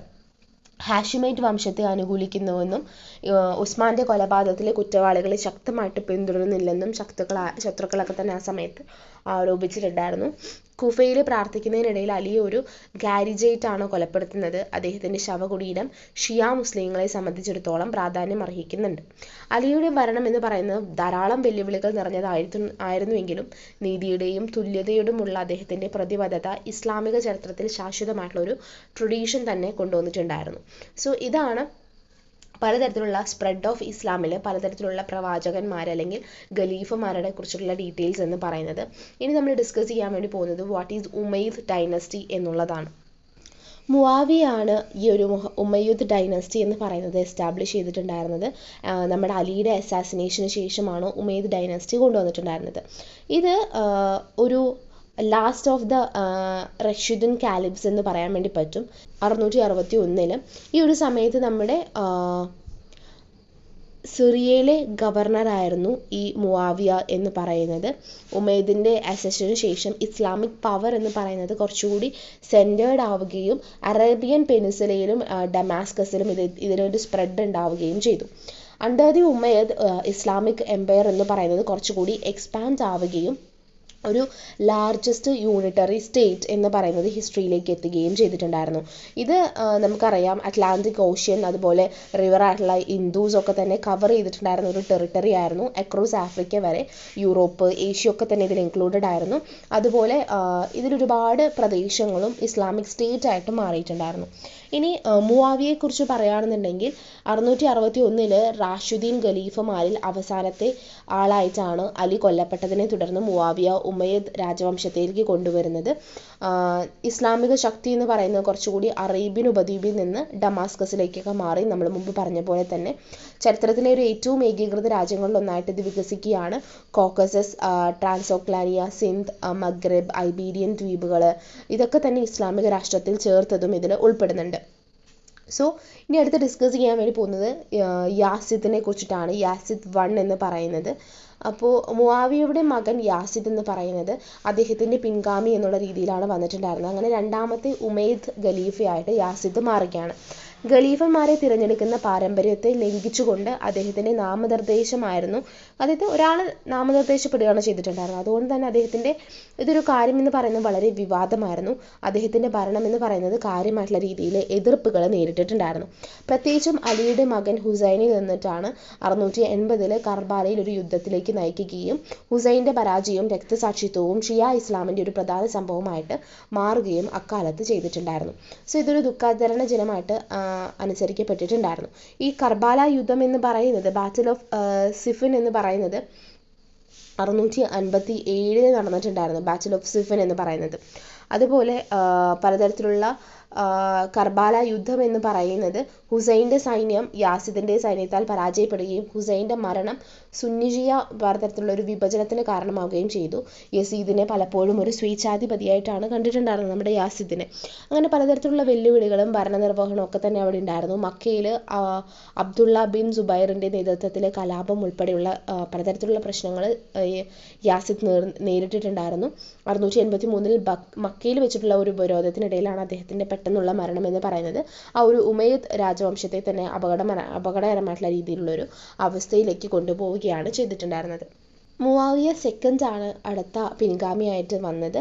സോ 683 മുതൽ 684 വരെയാണ് മുആവിയ രണ്ടാമൻ എന്ന് പറയുന്നത്. സോ യസീബ് ഒന്നാമൻ്റെ പിൻഗാമിയായെങ്കിലും വളരെ കുറച്ച് കാലമാണ് അദ്ദേഹം ഭരിച്ചിട്ടുള്ളൂ. അദ്ദേഹത്തിൻ്റെ ഭരണം എന്ന് പറയുന്നത് ഉമയ്യദ് രാജവംശത്തിലെ സുഫിയാനിദ് വംശത്തിൻ്റെ അവസാനത്തെ കാര്യമായിട്ടാണ് ഒരു അടയാളപ്പെടുത്തിയിട്ടുണ്ടായിരുന്നത്. മുആവിയ ഒന്നാമൻ്റെ ബന്ധുവായിട്ടുള്ള മർവാൻ ഇബ്നു ഹഖമാണ് ഭരണം ഏർപ്പെടുത്തിയിട്ടുണ്ടായിരുന്നത്. ഉമയ്യദ് രാജവംശത്തിന് മർവാനിദ് ഷാഖ എന്ന് പറയുന്ന മർവാൻ ഒന്നാമൻ എന്ന് പറയുന്ന ആൾ സ്ഥാപിക്കുകയാണ് ചെയ്യുന്നത്. അധികാരം എത്രയും പെട്ടെന്ന് ഉറപ്പാക്കുകയും മറ്റുള്ളവരിൽ നിന്ന് ഈജിപ്ത് തിരിച്ചു പിടിക്കുകയും ചെയ്തുകൊണ്ടാണ് അദ്ദേഹത്തിൻ്റെ ഒരു ചെറിയ കാലഘട്ടത്തിലുള്ള ഭരണം എന്ന് പറയുന്നത് വരുന്നത്. അപ്പോൾ കാലിഫേറ്റ് എന്ന് പറയുന്നത് യാസിദിൻ്റെ ഇളയ പുത്രനെ കൈമാറണമെന്ന് അദ്ദേഹം വാഗ്ദാനം ചെയ്തുവെങ്കിലും പകരം സ്വന്തം മകനായിട്ടുള്ള അബ്ദുൽ മാലിക്കിൻ്റെ ഒരു പിന്തുടർച്ചയാണ് അദ്ദേഹം മർവാൻ 1 നേടിക്കൊടുത്തിട്ടുണ്ടായിരുന്നത്. ഇനി നമ്മുടെ അൽ മാലിക്കിനെ കുറിച്ചിട്ടാണ് പറയാൻ വേണ്ടി പോകുന്നത്. അബ്ദുൽ മാലിക് എന്ന് പറയുന്നത് അദ്ദേഹത്തിൻ്റെ ഒരുപാട് ഇൻറ്റേർണൽ ആയിട്ടുള്ള കലാപങ്ങൾ കൈകാര്യം ചെയ്തിട്ടുണ്ടായിരുന്നു. സാമ്രാജ്യം എന്ന് പറയുന്നത് കുറച്ചുകൂടി സുസ്ഥിരമാക്കുന്നതിനുള്ള പലതരത്തിലുള്ള ഭരണ പരിഷ്കാരങ്ങളിൽ അദ്ദേഹം ശ്രദ്ധ കേന്ദ്രീകരിക്കുകയും ചെയ്തിട്ടുണ്ടായിരുന്നു. നമ്മുടെ ഈ ഒരു സാമ്രാജ്യത്തിൻ്റെ ഒഫീഷ്യൽ ആയിട്ടുള്ള ലാംഗ്വേജ് ആയിട്ട് അറബീനെ അദ്ദേഹം പറഞ്ഞിട്ടുണ്ടായിരുന്നു. അതുപോലെ ബൈസൻറ്റൈൻ, സസാനിയൻ കറൻസികളൊക്കെ തന്നെ കൊണ്ടുവരികയും അതിൻ്റെയൊക്കെ തന്നെ പകരമായിട്ട് അദ്ദേഹം എന്ത് ചെയ്യാണ്, നാണയങ്ങൾ പുറത്തിറക്കാൻ വേണ്ടി തുടങ്ങുകയും ചെയ്തു. യെരുശലേമിൽ പാറയുടെ താഴികക്കുടം നിർമ്മിച്ചിട്ടുണ്ടായിരുന്നു. വടക്കേ ആഫ്രിക്കൻ കീഴടക്കൽ അതുപോലെ തന്നെ ഒരുപാട് സൈനികമായിട്ടുള്ള വിപുലീകരണങ്ങൾ നടത്താനൊക്കെ തന്നെ ഇദ്ദേഹത്തിന് ഈ ഒരു കാലഘട്ടത്തിലൂടെ സാധിച്ചു എന്നാണ് പറയുന്നത്. അടുത്തത് അൽ വാലിദ് വണ്ണിൻ്റെ കാലഘട്ടമാണ്. അബ്ദുൾ മാലിക്കിൻ്റെ പിൻഗാമിയായിട്ടാണ് അൽ വാലിദ് വരുന്നത്. അദ്ദേഹം അൽ വാലിദ് ഒന്നാമൻ എന്നാണ് അറിയപ്പെടുന്നത്. നമ്മുടെ ഒരു ടെറിട്ടറീസ്, അതായത് സാമ്രാജ്യത്തിൻ്റെ അതിർത്തികൾ എന്ന് പറയുന്നത് കുറേ കൂടി വിപുലീകരിച്ചു. അദ്ദേഹത്തിൻ്റെ ഭരണത്തിൻ്റെ കീഴിലാണ് ഇന്നത്തെ പാകിസ്ഥാൻ, മധ്യേഷ്യയുടെ പല ഭാഗങ്ങളൊക്കെ തന്നെ ഉൾപ്പെടുത്തിയിട്ടുണ്ടായിരുന്നത്. അതായത് പ്രധാനപ്പെട്ട പ്രദേശങ്ങളൊക്കെ തന്നെ ഉൾപ്പെട്ടിട്ടുണ്ടായിരുന്നത് ഇദ്ദേഹത്തിൻ്റെ ഈ ഒരു കാലഘട്ടത്തിനോട് കൂടിയിട്ടുള്ള ഈ ഒരു എക്സ്പാൻഷനോട് കൂടിയിട്ടാണ്. അങ്ങനെ അദ്ദേഹത്തിൻ്റെ ഭരണ കാലഘട്ടത്തെ ശ്രദ്ധേയമായിട്ടുള്ള വിജയങ്ങളിലാണ് ഉൾപ്പെടുത്തിയിരിക്കുന്നത്. സിന്ധ് എന്ന് പറയുന്നുണ്ട്. ഹജ്ജാജ് ഇബ്നു യൂസഫിൻ്റെ ഭരണത്തിൻ്റെ കീഴിൽ മുഹമ്മദ് ഇബ്നു ഖാസിം സിന്ധ് കീഴടക്കി. അതുപോലെ 711 താരിഖ് ഇബ്നു സിയാദ് ഗോത്തിക് രാജാവായിട്ടുള്ള റോഡറിയനെ പരാജയപ്പെടുത്തിയോട് കൂടിയിട്ട് ഐബീരിയൻ ഉപദ്വീപിൻ്റെ അഭിനിവേശം എന്ന് പറയുന്നത് ആരംഭിക്കുകയാണ്. 714 ആയപ്പോഴേക്കും ആൻഡോനേഷ്യയുടെ ഭൂരിഭാഗവും മുസ്ലിം നിയന്ത്രണത്തിൻ്റെ കീഴിലാവുകയാണ്. അൽ വാലിദിൻ്റെ ഭരണം എന്ന് പറയുന്നത് ഉമയ്യദ് ഒരു പ്രാദേശിക വിപുലീകരണത്തിൻ്റെ വളരെയധികം ഉച്ചസ്ഥായിലേക്ക് അടയാളപ്പെടുത്തുകയും പിന്നെ പൈറനീസ് വഴി യൂറോപ്പിനെ ആക്രമിക്കാനുള്ള പലതരത്തിലുള്ള പദ്ധതികൾ കൊണ്ടുവന്നതൊക്കെ തന്നെ അൽ വാലിദ് വണ്ണിൻ്റെ കാലഘട്ടത്തോട് കൂടിയിട്ടാണ്. ഉമയ്യദ് രാജവംശത്തിൻ്റെ ഈ ഒരു കാലഘട്ടം എന്ന് പറയുന്നത് വളരെയധികം ശ്രദ്ധേയമായിട്ടുള്ള സൈനിക വിജയങ്ങളും ഭരണപരിഷ്കാരങ്ങളും, ഇപ്പോൾ അറബി പോലുള്ള കാര്യങ്ങൾ ഒഫീഷ്യൽ ലാംഗ്വേജ് ആക്കുന്നു, ഖുറാൻ്റെ കേസുകൾ, അങ്ങനെ വിശാലമായിട്ടുള്ള സാംസ്കാരികവും വൈവിധ്യമാർന്ന ഇസ്ലാമിക സാമ്രാജ്യത്തിൻ്റെ വ്യാപനം എന്ന് പറയുന്നത്, അല്ലെങ്കിൽ ടോട്ടലായിട്ടുള്ളൊരു സ്ഥാപനം എന്നിവയാൽ അടയാളപ്പെടുത്തുന്നതാണ്. ഇനി ഉമർ ടു എന്ന് പറയുന്നത് നമ്മുടെ 717 മുതൽ 720 വരെയുള്ളൊരു കാലഘട്ടമാണ് അദ്ദേഹത്തിൻ്റെ എന്ന് പറയുന്നത്. ഭക്തി, നീതി ഇതിൻ്റെയൊക്കെ തന്നെ പേരിൽ പലപ്പോഴും ആദരിക്കപ്പെടുന്ന ഉമർ രണ്ടാമൻ 8ാമത്തെ ഉമയ്യദ് ഖലീഫയായിരുന്നു. ആദ്യകാലത്തിൽ ഇസ്ലാമിക ഭരണത്തിൻ്റെ മൂല്യങ്ങളിലേക്ക് മടങ്ങാനുള്ള ശ്രമങ്ങളൊക്കെ തന്നെ ഉണ്ടായിരുന്നെങ്കിലും നീതിയും സമത്വവും ലക്ഷ്യമിട്ടിട്ടുള്ള ഒരുപാട് തരത്തിലുള്ള റിഫോംസ് ആണ് അദ്ദേഹം കൊണ്ടുവന്നിട്ടുണ്ടായിരുന്നത്. അതിൻ്റെ പേരിലാണ് അദ്ദേഹത്തെ ഓർമ്മിപ്പിക്കപ്പെടുന്നത്. അദ്ദേഹത്തിൻ്റെ അണ്ടറിലുണ്ടായിരുന്ന നോമിനേഷൻ ആൻഡ് ഗവേണൻസിനെ കുറിച്ച് പറയുകയാണെന്നുണ്ടെങ്കിൽ ഉമർ രണ്ടാമനെ അദ്ദേഹത്തിൻ്റെ ബന്ധുവായിട്ടുണ്ടായിരുന്ന ഖലീഫ സുലൈമാൻ സ്വന്തം മക്കളെ മറികടന്ന് പിൻഗാമിയായിട്ട് നാമനിർദ്ദേശം ചെയ്യുകയാണ്. ഭക്തിക്ക് പേര് കേട്ടിട്ടുണ്ടായിരുന്നു ഉമർ രണ്ടാമൻ എന്ന് നമ്മൾ പറഞ്ഞല്ലോ. അപ്പോൾ അറബ് ഇതര മുസ്ലിങ്ങളുടെ, അതായത് മവാലികളുടെ ആവലാതികളൊക്കെ തന്നെ പരിഹരിക്കുന്നതിലും അനീതി പരിഹരിക്കുന്നതിലും ശ്രദ്ധാലുവായിരുന്നു. അങ്ങനെ വളരെയധികം ധാർമ്മികവും നീതിയുമായിട്ടുള്ള ഒരു ഭരണമായിരുന്നു അദ്ദേഹം കൊണ്ടുവന്നിട്ടുണ്ടായിരുന്നത്. അങ്ങനെയുള്ള റിഫോംസിലൊക്കെ തന്നെ ശ്രദ്ധ കേന്ദ്രീകരിച്ചിട്ടുണ്ടായിരുന്ന അദ്ദേഹത്തിൻ്റെ ഭരണം സാധാരണ ഉമയ്യദ് സമ്പ്രദായത്തിൽ നിന്നൊക്കെ തന്നെ വ്യത്യാസമുള്ളതായിരുന്നു. അതിൽ റിഫോംസിൽ പറയുന്നത്, ഫസ്റ്റ് വൺ എന്ന് പറയുന്നത് പബ്ലിക് ഹേഴ്സിങ് ഓഫ് അലി എന്നുള്ളതാണ്. അലിയെ പരസ്യമായിട്ട് ശപിക്കുക. ഇപ്പോൾ ഷിയ വിഭാഗവുമായിട്ടുള്ള അനുരഞ്ജനത്തിലേക്കുള്ളൊരു സുപ്രധാന നീക്കമായിരുന്നു അലിയെ പരസ്യമായിട്ടുള്ള ശപിക്കുക എന്നുള്ളൊരു സമ്പ്രദായം. സോ ആ ഒരു ശപിക്കുന്ന സമ്പ്രദായം അവസാനിപ്പിക്കുന്നതാണ് അദ്ദേഹത്തിൻ്റെ ശ്രദ്ധേയമായിട്ടുള്ള പ്രവർത്തനത്തിൽ ഒന്ന്. സെക്കൻഡ് വൺ എന്ന് പറയുന്നത് മിലിറ്ററി ക്യാമ്പയിൻസ് ആണ്. ഉമർ രണ്ടാമൻ പലതരത്തിലുള്ള സൈനിക നീക്കങ്ങളൊക്കെ തന്നെ നിർത്തുകയാണ്. അതായത് അക്രമം റിലേറ്റ് ചെയ്തിട്ടുള്ള സൈനിക നീക്കങ്ങൾ നിർത്തുകയും ആഭ്യന്തരമായിട്ട് സാമ്രാജ്യം ശക്തിപ്പെടുത്തുന്നതിൽ ശ്രദ്ധ കേന്ദ്രീകരിക്കുകയും ചെയ്തിട്ടുണ്ടായിരുന്നു. തുടർച്ചയായിട്ടുള്ള സൈനികമായിട്ടുള്ള പര്യവേഷണങ്ങൾ സാമ്രാജ്യത്തെ എന്ത് ചെയ്തു, സാമ്പത്തികമായിട്ടുള്ള രീതിയിലും സാമൂഹികമായിട്ടുള്ള രീതിയിലൊക്കെ തന്നെ ദുർബലപ്പെടുത്തുന്നതായിട്ടാണ് അദ്ദേഹം വിശ്വസിച്ചിട്ടുണ്ടായിരുന്നത്. പിന്നെ ഭരണപരമായിട്ടുള്ള പലതരത്തിലുള്ള ഇംപ്രൂവ്മെൻറ്റ്സ്, അഡ്മിനിസ്ട്രേഷനിൽ ഇംപ്രൂവ്മെൻറ്റ്സ് കൊണ്ടുവന്നത്, നികുതി സമ്പ്രദായം പരിഷ്കരിച്ചു, മവാലികൾക്ക് കൂടുതൽ തുല്യമാക്കുകയും സാമ്പത്തികമായിട്ടുള്ള പിഴകളില്ലാതെ ഇസ്ലാമിലേക്കുള്ള ഒരു പരിവർത്തനം പ്രോത്സാഹിപ്പിക്കുകയൊക്കെ തന്നെ അദ്ദേഹം ചെയ്തിട്ടുണ്ടായിരുന്നു. ഇനി ലെഗസി എന്ന് പറയുന്നത് ഉമർ രണ്ടാമൻ പലപ്പോഴും ഒരു മാതൃകാ ഇസ്ലാമിക ഭരണാധികാരിയായിട്ടാണ് കണക്കാക്കപ്പെട്ടിട്ടുണ്ടായിരുന്നത്. ഒരു ഭരണാധികാരി എങ്ങനെ ആയിരിക്കണം എന്നാണ് അദ്ദേഹം പറഞ്ഞിട്ടുണ്ടായിരുന്നത്. സോ അദ്ദേഹത്തിൻ്റെ ഭക്തി, റാഷിദിൻ കാലിഫേറ്റിൻ്റെ തത്വങ്ങൾ റീജനറേറ്റ് ചെയ്യാനുള്ള ശ്രമങ്ങൾ, ഇതൊക്കെ തന്നെ കാരണം 5ാമത്തെ റാഷിദിൻ ഖലീഫ എന്നാണ് അദ്ദേഹത്തെ വിളിക്കപ്പെട്ടിട്ടുണ്ടായിരുന്നത്. അദ്ദേഹത്തിൻ്റെ ഭരണം എന്ന് പറയുന്നത് കൂടുതൽ കാലം നീണ്ടു നിന്നിരുന്നെങ്കിൽ അബ്ബാസിദ് വിപ്ലവം എന്ന് പറയുന്നത് തടയപ്പെടുമായിരുന്നു എന്നും അനുമാനിക്കുന്നുണ്ട്. അപ്പോൾ അദ്ദേഹം അക്രമങ്ങളിൽ നിന്നൊക്കെ തന്നെ വിട്ടുമാറി നിൽക്കുകയും എല്ലാവരെയും പ്രൊട്ടക്റ്റ് ചെയ്യുക എന്നുള്ളതായിരുന്നു അദ്ദേഹത്തിനുണ്ടായിരുന്നത്. ഇനി യാസിദ് രണ്ടാമനെ കുറിച്ചാണ് നമ്മൾ ഡിസ്കസ് ചെയ്യാൻ വേണ്ടി പോകുന്നത്. അത് 720 മുതൽ 724 വരെ ചെറിയൊരു കാലഘട്ടമായിരുന്നു യാസിദ് രണ്ടാമൻ്റേത് എന്ന് പറയാം. സോ ഉമർ രണ്ടാമന് ശേഷം അദ്ദേഹത്തിൻ്റെ പിൻഗാമിയായിട്ട് വന്നതായിരുന്നു യാസിർ രണ്ടാമൻ എന്ന് പറയുന്നത്. കുറേ കൂടി അദ്ദേഹം അഡ്മിനിസ്ട്രേഷനേക്കാളും വ്യക്തിപരമായിട്ടുള്ള സന്തോഷത്തിലാണ് താല്പര്യം കാണിച്ചിട്ടുണ്ടായിരുന്നത്. ഇപ്പോൾ ഭരണപരമായിട്ടുള്ള ചുമതലകളോടൊക്കെ തന്നെ അവഗണിക്കുക, രാഷ്ട്രീയ കാര്യങ്ങളിലൊക്കെ തന്നെ താല്പര്യക്കുറവ് കാണിക്കുക, ഉമൈദിൻ്റെ നിയന്ത്രണം കുറയുന്നതിൻ്റെ തുടക്കം എന്നുള്ളതാണ് അദ്ദേഹത്തിൻ്റെ ഭരണകാലം ഉണ്ടായിരുന്നത്. അടുത്തത് ഹിഷാമിനെ കുറിച്ചിട്ടാണ്. ഹിഷാമിൻ്റെ കാലം എന്ന് പറയുന്നത് 724 മുതൽ 743 വരെയാണ്. പലതരത്തിലുള്ള ഇൻറ്റേർണൽ ആയിട്ടുള്ള കോൺഫ്ലിക്റ്റുകൾ, കലാപങ്ങളൊക്കെ തന്നെ നിറഞ്ഞ ഒരു സാമ്രാജ്യം ഹിഷാം ഇബ്നു അബ്ദുൽ മാലിക്കിൻ്റെ ഒരു പാരമ്പര്യമായിട്ട് അദ്ദേഹം നേടിയെന്ന് വേണമെങ്കിൽ പറയാം. സൈനികവും ഭരണപരമായിട്ടുള്ള നടപടികളിലൂടെ ചില പ്രശ്നങ്ങളൊക്കെ തന്നെ പരിഹരിച്ചുകൊണ്ട് പലതരത്തിലുള്ള സ്ഥിതിഗതികൾ താൽക്കാലികമായിട്ട് സുസ്ഥിരമാക്കാൻ അദ്ദേഹത്തിന് കഴിഞ്ഞു. അദ്ദേഹത്തിൻ്റെ മിലിറ്ററി ക്യാമ്പയിൻസ് എന്ന് പറയുന്നത് സിന്ധ് കലാപമാണ്. ഹിഷാം സിന്ധിലെ കലാപം അടിച്ചമർത്തുകയും ഉമൈദിൻ്റെ നിയന്ത്രണം പുനഃസ്ഥാപിക്കുകയും ചെയ്തിട്ടുണ്ടായിരുന്നു. ബാറ്റിൽ ഓഫ് ബർബൻ എന്ന് പറയുന്നത് 739 ബർബൻ കലാപത്തെക്കുറിച്ചിട്ടാണ്. ഒരു പ്രധാനപ്പെട്ട വെല്ലുവിളിയായിരുന്നു ഈ ഒരു കാലഘട്ടത്തിൽ എന്നത് പറയുന്നത്. മൊറോക്കോയുടെ നിയന്ത്രണം നഷ്ടപ്പെടുന്നതിലേക്കാണ് ഈ ഒരു കാര്യം നയിച്ചത്. ബാറ്റിൽ ഓഫ് ടൂസ് എന്ന് പറയുന്നത് 732 നടന്നിട്ടുള്ളതാണ്. ഹിഷാമിൻ്റെ ജനറൽ അൽ റഹ്മാൻ അൽ ഗഫീഖി മുസ്ലിം സൈന്യത്തെ ഫ്രാൻസിലേക്ക് നയിച്ചുവെങ്കിലും ടൂർസ് യുദ്ധത്തിൽ ചാൾസ് മാർട്ടലിൻ്റെ നേതൃത്വത്തിലുള്ള ഫ്രാങ്കുകൾ അവരുടെ വിപുലീകരണത്തെ തടയുകയും ഇത് ഉമൈദ് യൂറോപ്പിലേക്കുള്ള വിപുലീകരണത്തെ അവസാനിപ്പിക്കുകയും ചെയ്തിട്ടുണ്ടായിരുന്നു. മർവാൻ II എന്ന് പറയുന്നത് 744 മുതൽ 750 വരെയുള്ള ഒരു കാലഘട്ടമാണ്. സൈനിക വൈദഗ്ധ്യത്തിന് ഒരു സ്കില്ലിന് പേര് കേട്ടതും രാഷ്ട്രീയ നയതന്ത്രജ്ഞത്തിൽ കുറവുള്ളതുമായിട്ടുള്ള അവസാനത്തെ ഉമൈദ് ഖലീഫയായിരുന്നു മർവാൻ II എന്ന് പറയുന്നത്. ഉമൈദ് അണികളിൽ നിന്നും ഉയർന്നു വരുന്ന അബ്ബാസി വിഭാഗത്തിൽ നിന്നൊക്കെ തന്നെ അദ്ദേഹത്തിന് കാര്യമായിട്ടുള്ള എതിർപ്പുകൾ നേരിട്ടിട്ടുണ്ടായിരുന്നു. അതായത് അദ്ദേഹത്തിൻ്റെ ചലഞ്ചസ് എന്ന് പറയുന്നത് അബ്ബാസി അപ്രൈസിനെ കുറിച്ചിട്ടാണ്. കാരണം ഒരു മുഹമ്മദിൻ്റെ അൽ അബ്ബാസ് ഗെയിൻസ് എന്ന് പറയുന്നത് ഖുറൂസാനിൽ നിന്നും അത് മറ്റ് റീജിയൻസിൽ നിന്നൊക്കെ ഒരുപാട് തരത്തിലുള്ള സപ്പോർട്ടുകൾ ഗെയിൻ ചെയ്തിട്ടുണ്ടായിരുന്നു. സോ ഒരു സക്സസ്ഫുൾ റിവോൾട്ട് എഗെയിൻസ്റ്റ് ഉമൈദ്സ് എന്ന് പറയുന്നത് അബ്ബാസിദിൻ്റെ ഈ ഒരു അപ്രൈസിംഗ് ആണ്. സിവിൽ വാർസ് എന്ന് പറയുന്നത് ഇന്റേണൽ കോൺഫ്ലിക്ട്സുകൾ കണ്ടിന്യൂ ചെയ്തുകൊണ്ടിരിക്കുന്നത് മൂലം ഉമൈദ് എന്ത് ചെയ്യും, കണ്ടിന്യൂ ചെയ്തിട്ട് ഇരിക്കുന്നിടത്തോളം കാലം അത് വീക്കൻ ആയിക്കൊണ്ടേയിരിക്കുകയാണ്. ഉമൈദിൻ്റെ ഫോളൻ എന്ന് പറയുന്നത്, അതായത് ഈ ഒരു സംഭവം ഇല്ലാതായിരിക്കുന്നത് എങ്ങനെയാണെന്ന് ചോദിച്ചു കഴിഞ്ഞാൽ 750 ഗ്രേറ്റ് സാബ് നദിയുടെ യുദ്ധത്തിൽ വെച്ചിട്ട് മർവാൻ II അബ്ബാസി സൈന്യം പരാജയപ്പെടുത്തുകയാണ്. അങ്ങനെ ഈജിപ്തിലേക്ക് പലായനം ചെയ്തിട്ടുണ്ടായിരുന്ന അദ്ദേഹം പിടിക്കപ്പെടുകയും കൊല്ലപ്പെടുകയും ചെയ്തിട്ടുണ്ടായിരുന്നു. കിഴക്കൻ ഉമൈദ് കാലിഫേറ്റിൻ്റെ ആദ്യം എന്ന് പറയുന്നത് ഈ ഒരു കാലഘട്ടത്തെയാണ് അടയാളപ്പെടുത്തിയിട്ടുണ്ടായിരുന്നത്. എന്നിരുന്നാലും ഉമൈദുകളുടെ ഈ ഒരു ശാഖ അൽ അൻഡാസിലിൽ സ്പെയിനിൽ ഭരണം തുടരുകയാണ് ചെയ്യുന്നത്. അപ്പോൾ ഉമൈദിൻ്റെ ഡൈനാസ്റ്റി എന്ന് പറയുന്നത് ഈ ഒരു കാലഘട്ടത്തിലാണ് ഇല്ലാതെയാവുന്നത്. ഇനി ലെഗസി ഓഫ് ഉമൈദ്സ് എന്ന് പറയുന്നത് ട്രഡീഷണൽ അല്ലെങ്കിൽ ഹെറിഡേറ്ററി കാലിഫേറ്റിനെ കുറിച്ച് പറയുകയാണെന്നുണ്ടെങ്കിൽ ഉമൈദുകൾ കാലിഫേറ്റിനെ ഒരു പാരമ്പര്യ രാജവാഴ്ചയായിട്ടാണ് മാറ്റിയിട്ടുണ്ടായിരുന്നത്. പാരമ്പര്യം പിൻഗാമികൾ ഇങ്ങനെ വന്നുകൊണ്ടിരിക്കുക എന്നുള്ള രീതിയിൽ. അപ്പോൾ ആദ്യകാല ഇസ്ലാമിൻ്റെ തിരഞ്ഞെടുക്കപ്പെട്ട തത്വങ്ങളിൽ നിന്ന് ഗണ്യമായിട്ടുള്ളൊരു വ്യതിചലനമാണ് ഇതിലുണ്ടായിരുന്നത്. അഡ്മിനിസ്ട്രേറ്റീവ് കേന്ദ്രീകരണത്തെക്കുറിച്ച് പറയുകയാണെന്നുണ്ടെങ്കിൽ ബൈസന്റൈൻ്റെ സമ്പ്രദായങ്ങൾ ഉൾപ്പെടുത്തിക്കൊണ്ട് അവർ ഭരണത്തെ കേന്ദ്രീകരിക്കുകയും ഭരണം കാര്യക്ഷമമാക്കുകയും ചെയ്തിട്ടുണ്ടായിരുന്നു. പ്രാദേശികമായിട്ടുള്ള രീതിയിൽ ഒരു വിപുലീകരണം, അതായത് ഉമൈദുകളുടെ കീഴിൽ ഇസ്ലാമിക സാമ്രാജ്യം അറ്റ്ലാന്റിക് സമുദ്രം മുതൽ സിന്ധു നദി വരെ വ്യാപിച്ചിട്ടുണ്ടായിരുന്നു. അപ്പോൾ അത് എക്സ്പാൻഡ് ആയി പോയിട്ടില്ലേ. ഫോർത്ത് വൺ എന്ന് പറയുന്നത് സാംസ്കാരികമായിട്ടുള്ള സംയോജനത്തെക്കുറിച്ചിട്ടാണ്.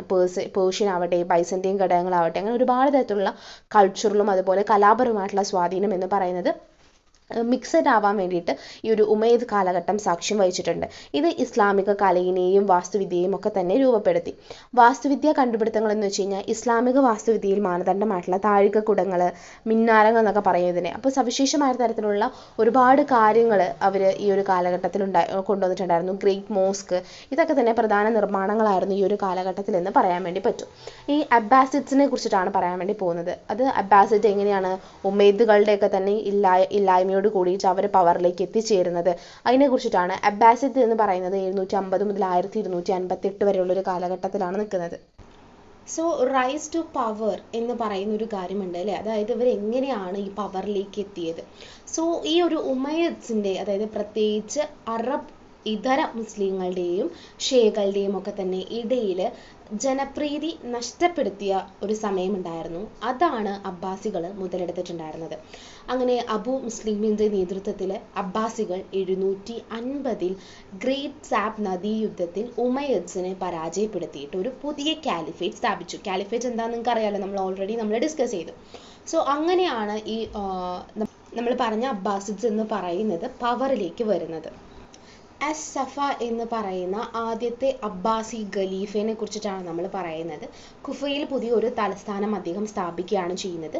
അദ്ദേഹം പിന്നീട് സ്പെയിനിലേക്ക് പലായനം ചെയ്തിട്ട് കോർഡോബ എമിറേറ്റ് സ്ഥാപിക്കുകയും അതുപോലെ അബ്ദുൾ റഹ്മാൻ ഒന്നാമനൊഴികെയുള്ള മറ്റ് ബാക്കിയുള്ള ഉമയ്യദ് കുടുംബാംഗങ്ങളെ ഒക്കെ തന്നെ ഈ അസ് സഫയാണ് ഇല്ലാതാക്കുന്നത്. അൽ മൻസൂർ എന്ന് പറയുന്നത് ഇതൊക്കെ നമ്മുടെ അബ്ബാസിഡ്സിന്റെ കീഴിൽ വരുന്നതാണ് കേട്ടോ. അൽ മൻസൂർ എന്ന് പറയുന്നതിന്റെ കാലഘട്ടം 754 മുതൽ 775 വരെയാണ്. സോ അബ്ബാസിദ് കാലിഫേറ്റിന്റെ ഒരു മൊത്തത്തിൽ അത് ബിൽഡ് ചെയ്ത് വന്നിരിക്കുന്ന ഒരു ശില്പി എന്നുള്ള രീതിയിലാണ് അൽ മൻസൂറിനെ പലപ്പോഴും കണക്കാക്കപ്പെടുന്നത്. 762 അദ്ദേഹം ബാഗ്ദാദ് എന്ന് പറയുന്ന ഒരു സ്ഥലം സ്ഥാപിക്കുകയാണ്. അത് പഠനത്തിന്റെയും സംസ്കാരത്തിന്റെയും ഒക്കെ തന്നെ ഒരു കേന്ദ്രമായിട്ട് മാറുകയാണ്. അദ്ദേഹത്തിന്റെ ഭരണകാലത്താണ് ഈ ഒരു അബ്ബാസിദ് എന്ന് പറയുന്നത് അധികാരത്തിന്റെയും ഏകീകരണത്തിന്റെയും ഒക്കെ തന്നെ ശ്രദ്ധേയപരമായിട്ടുള്ള ഒരു ഭരണപരമായിട്ടുള്ള സാംസ്കാരികമായിട്ടുള്ള ഒരു സംഭവ വികാസങ്ങൾ ഉണ്ടാകുന്നത്. അപ്പോൾ അൽ മൻസൂറിനെ സംബന്ധിച്ച് ഇവിടെ അധികാരം, ഏകീകരണം, നല്ല അഡ്മിനിസ്ട്രേഷൻ, അതുപോലെ നമ്മുടെ സാംസ്കാരികപരമായിട്ടുള്ള പലതരത്തിലുള്ള കാര്യങ്ങൾ ഉണ്ടാവുക, ഇതൊക്കെ തന്നെ ഈ അൽ മൻസൂറിന്റെ കാലഘട്ടത്തിലാണ് ഉണ്ടാവുന്നത്. ഇനി ഹരൂൺ അൽ റാഷിദ് എന്ന് പറയുന്നത് 786 മുതൽ 809 വരെയുള്ള കാലഘട്ടമാണ്. സോ സാമ്രാജ്യത്തിന്റെ കൊടുമുടി എന്നൊക്കെ പറയാൻ വേണ്ടി പറ്റുന്ന ഒരു സമയമായിരുന്നു ഈ ഒരു അൽ റാഷിദിന്റെ കാലം എന്ന് പറയുന്നത്. ഇസ്ലാമിക സാമ്രാജ്യം എന്ന് പറയുന്നത് അതിന്റെ ഉച്ചസ്ഥായിയിൽ ഏറ്റവും ഉന്നതിയിൽ എത്തിയിട്ടുണ്ടായിരുന്ന അല്ലെങ്കിൽ ഭരിച്ചിരുന്ന ഹാറൂൺ അൽ റാഷിദ് എന്ന് പറയുന്നത് ഏറ്റവും അറിയപ്പെടുന്ന ഒരു അബ്ബാസി ഖലീഫയായിരുന്നു. ഇതിൽ ഗ്രീക്ക്, ഇന്ത്യൻ, സൊറോസ്ട്രിയൻ, ബുദ്ധ, ഹിന്ദു, മറ്റേ എല്ലാ തരത്തിലുള്ള നാഗരികം, അതായത് നമുക്കറിയാലോ സിവിലൈസേഷൻസ്, ഈ സിവിലൈസേഷൻസിൽ നിന്നുള്ള ആശയങ്ങളുടെ കൈമാറ്റം എന്ന് പറയുന്നത് അദ്ദേഹം സുഗമമാക്കി. അപ്പോൾ ഇത്തരത്തിലുള്ള എല്ലാ സിവിലൈസേഷനിലും എന്തുണ്ട്, കണക്ഷൻ ഉണ്ടായിരുന്നു നമ്മുടെ ഹാരൂൺ അൽ റാഷിദിന്. അരിസ്റ്റോട്ടിൽ, പ്ലേറ്റോ, മറ്റ് ഗ്രീക്ക് തത്വചിന്തകരൊക്കെ ഉണ്ടാവുമല്ലോ, ഇവരുടെയൊക്കെ തന്നെ കൃതികൾ അറബിയിലേക്ക് വിവർത്തനം, അതായത് ട്രാൻസ്ലേറ്റ് ചെയ്തിട്ടുണ്ടായിരുന്നു അദ്ദേഹം. അതുപോലെ ബാഗ്ദാദിൽ ബൈത്തുൽ ഹിക്സ, അതായത് ജ്ഞാനത്തിന്റെ ഭവനം എന്നുള്ള രീതിയിലാണ് ബൈത്തുൽ ഹിക്മ എന്നറിയപ്പെടുന്ന ഒരു ഭവനം സ്ഥാപിക്കുകയാണ്. അറിവ് പിന്നീട് യൂറോപ്പിലൊക്കെ തന്നെ വ്യാപിപ്പിക്കുകയാണ് ചെയ്തിട്ടുണ്ടായിരുന്നത്. അദ്ദേഹത്തിന്റെ അച്ചീവ്മെന്റ്സ് ആൻഡ് കോൺട്രിബ്യൂഷൻസിനെ കുറിച്ച് പറയുകയാണെന്നുണ്ടെങ്കിൽ ഇത്തരത്തിലുള്ള ഒരു ട്രാൻസ്ഫോർമേഷന്റെ ഒരു ജേർണി, അതായത് ഒരു വിവർത്തനം എന്ന് പറയുന്ന കാര്യം. ഹാറൂണിന്റെ കീഴിലാണ് ഗ്രീക്ക് ദാർശനികമായിട്ടുള്ള കൃതികളൊക്കെ തന്നെ ട്രാൻസ്ലേറ്റ് ചെയ്യുകയും പഠിക്കുകയും ഒക്കെ ചെയ്തിട്ടുണ്ടായിരുന്നത്. പിന്നെ ലാറ്റിനിലേക്ക് വിവർത്തനം ചെയ്യപ്പെട്ടിട്ടുണ്ടായിരുന്ന ഇത്തരത്തിലുള്ള നോളജ് എന്ന് പറയുന്നത് മധ്യകാല യൂറോപ്പിനെ വളരെയധികം സ്വാധീനിച്ചിട്ടുണ്ട്. അതുപോലെ പേപ്പർ എന്ന് പറയുന്ന ഒരു കാര്യം, ചൈനയിൽ നിന്നുള്ള ബുദ്ധ തീർത്ഥാടകർ അവതരിപ്പിച്ചിട്ടുണ്ടായിരുന്ന പേപ്പർ റെക്കോർഡ് സൃഷ്ടിക്കുന്നതിലും ഈ ഒരു നോളജ് സെന്ററിൽ ഒരു റിഫോം സൃഷ്ടിക്കുന്നതിലൊക്കെ തന്നെ അദ്ദേഹത്തിന് ഒരു കഴിവുണ്ടായിരുന്നു, അല്ലെങ്കിൽ അദ്ദേഹം ചെയ്ത കാര്യങ്ങളായിരുന്നു. 8-ാം നൂറ്റാണ്ടിന്റെ അവസാനത്തോട് കൂടിയിട്ട് ബാഗ്ദാദിലെ ആദ്യത്തെ പേപ്പർ ഫാക്ടറീസ് കൊണ്ടുവന്നു. അപ്പോൾ ടോട്ടലായിട്ട് പേപ്പറിന്റെ ഒരു ഇൻവെൻഷൻ എന്ന് പറയുന്നു, അല്ലെങ്കിൽ പേപ്പർ എന്ന് പറയുന്നത് സ്പ്രെഡ് ആക്കാൻ വേണ്ടിയിട്ട് അദ്ദേഹം സഹായിച്ചിട്ടുണ്ട്. പിന്നെ ശാസ്ത്രീയപരമായിട്ടും സയന്റിഫിക് ആൻഡ് ലിറ്റററി അച്ചീവ്മെന്റ്സിനെ കുറിച്ചിട്ടാണ് രസതന്ത്രത്തിന്റെ പിതാവായിട്ടുള്ള ഇബ്നു ഹയ്യാനെ പോലുള്ള ശ്രദ്ധേയരായിട്ടുള്ള വ്യക്തികൾ ഹാറൂണിന്റെ കൊട്ടാരത്തിലുള്ളായിരുന്നു. പൊതുവേ നമ്മൾ ശ്രദ്ധിച്ചിട്ടുണ്ടാകും, പല കിങ്ങുകളും പലത്തിലും പ്രാവീണ്യം നേടിയവരൊക്കെ അവരുടെ കൊട്ടാരത്തിൽ ഉൾപ്പെടുത്തും. അങ്ങനെയായിരുന്നു ഹാറൂൺ എന്ന് പറയുന്നത്. അപ്പോൾ ഹാറൂണിന്റെ കീഴിലുള്ള പലതരത്തിലുള്ള ഈ ട്രാൻസ്ഫോർമേഷൻ റിലേറ്റ് ചെയ്തിട്ടുള്ള കാര്യങ്ങളൊക്കെ തന്നെ ഇപ്പോൾ അൽ റാസി, ഇബ്നു സീന, അൽ ബിറൂനി തുടങ്ങിയിട്ടുള്ള ഒരുപാട് പണ്ഡിതരുടെ കൃതികളൊക്കെ തന്നെ അദ്ദേഹം കൊണ്ടുവരാൻ വേണ്ടിയിട്ട് ശ്രമിച്ചിട്ടുണ്ട്. ഇനി ഇന്റലക്ച്വൽ ആൻഡ് കൾച്ചറൽ ഫ്ലറിഷിംഗ് എന്നെ കുറിച്ച് പറയുകയാണെന്നുണ്ടെങ്കിൽ ആ ഒരു കാലഘട്ടത്തിൽ ഉണ്ടായിരുന്ന സാഹിത്യവും വാസ്തുവിദ്യയും നഗരവൽക്കരണവും റിലേറ്റ് ചെയ്തിട്ടുള്ള ഇന്റലക്ച്വലും അതുപോലെ കൾച്ചറൽ ആയിട്ടുള്ള ഒരു ഫ്ലറിഷിനെ കുറിച്ചിട്ടാണ് നമ്മൾ അടുത്ത് ഡിസ്കസ് ചെയ്യാൻ വേണ്ടി പോകുന്നത്. സോ ഈ ഒരു കാലഘട്ടത്തിൽ പേർഷ്യൻ, അറബി സാഹിത്യങ്ങളൊക്കെ തന്നെ വളരെയധികം അഭിവൃദ്ധി പ്രാപിച്ചിട്ടുണ്ടായിരുന്ന ഒരു കാലഘട്ടമായിരുന്നു. ഒമർ ഖയ്യാമിന്റെ റുബയ്യത്ത് എന്ന് പറയുന്ന ഒരു കൃതി ഉണ്ടായിരുന്നു. 1001 നൈറ്റ്സിൽ നിന്നുള്ള ഒരു കഥകള്, ഇതൊക്കെ ശ്രദ്ധേയമായിട്ടുള്ള കൃതികളായിരുന്നു. ഫെഡോസിനെ പോലുള്ള പേർഷ്യൻ കവികള്, രാജാക്കന്മാരുടെ പുസ്തകം പോലുള്ള ഇതിഹാസ കൃതികളൊക്കെ തന്നെ, ഈ ഒരു കവിതകളൊക്കെ തന്നെ ഈ ഒരു കാലഘട്ടത്തിലുണ്ടായിരുന്നു. വാസ്തുവിദ്യയെ കുറിച്ച് പറയുകയാണെന്നുണ്ടെങ്കിൽ ഇസ്ലാമിക വാസ്തുവിദ്യയായിട്ടുള്ള അറബ്, ടർക്കിഷ്, പേർഷ്യൻ പാരമ്പര്യങ്ങളൊക്കെ തന്നെ മിക്സ് ചെയ്തിട്ടുള്ള ഒരു വാസ്തുവിദ്യ അവർ കൊണ്ടുവന്നു. ജെറുസലേമിലെ പാറയുടെ മേലുള്ള ഒരു താഴികക്കുടം പോലുള്ളൊരു സംഭവം ഉണ്ട്, അത് അവർ കൊണ്ടുവന്നു. സമാറയിലെ വലിയ പള്ളി, ഇതൊക്കെ തന്നെ വളരെയധികം ശ്രദ്ധേയമായിട്ടുള്ള നിർമ്മിതികളായിരുന്നു അന്നത്തെ കാലഘട്ടത്തിൽ എന്ന് പറയുന്നത്. ഇസ്ലാമിക ലോകത്തെ ചൈന, ബൈസന്റൈൻ സാമ്രാജ്യം, അതുപോലെ തെക്ക് കിഴക്കൻ ഏഷ്യ എന്നിവയൊക്കെ ബന്ധിപ്പിച്ചിട്ട് ഈ അബ്ബാസിദുകൾ എന്ത് ചെയ്തു വെച്ച് കഴിഞ്ഞാൽ അവരുടെ കീഴിൽ ഒരുപാട് ട്രേഡ് സെൻറ്റേഴ്സ് സ്ഥാപിച്ചു, അല്ലെങ്കിൽ ട്രേഡ് എന്ന് പറയുന്നത് അവരെന്ത് ചെയ്തു, കൂട്ടി കൊണ്ടുവന്നു. അങ്ങനെ ബാഗ്ദാദിൽ ഏറ്റവും വലിയൊരു നഗരമായിട്ട് എന്ത് ചെയ്യാണ്, ഈ ഒരു കാര്യം മാറി വരികയാണ്.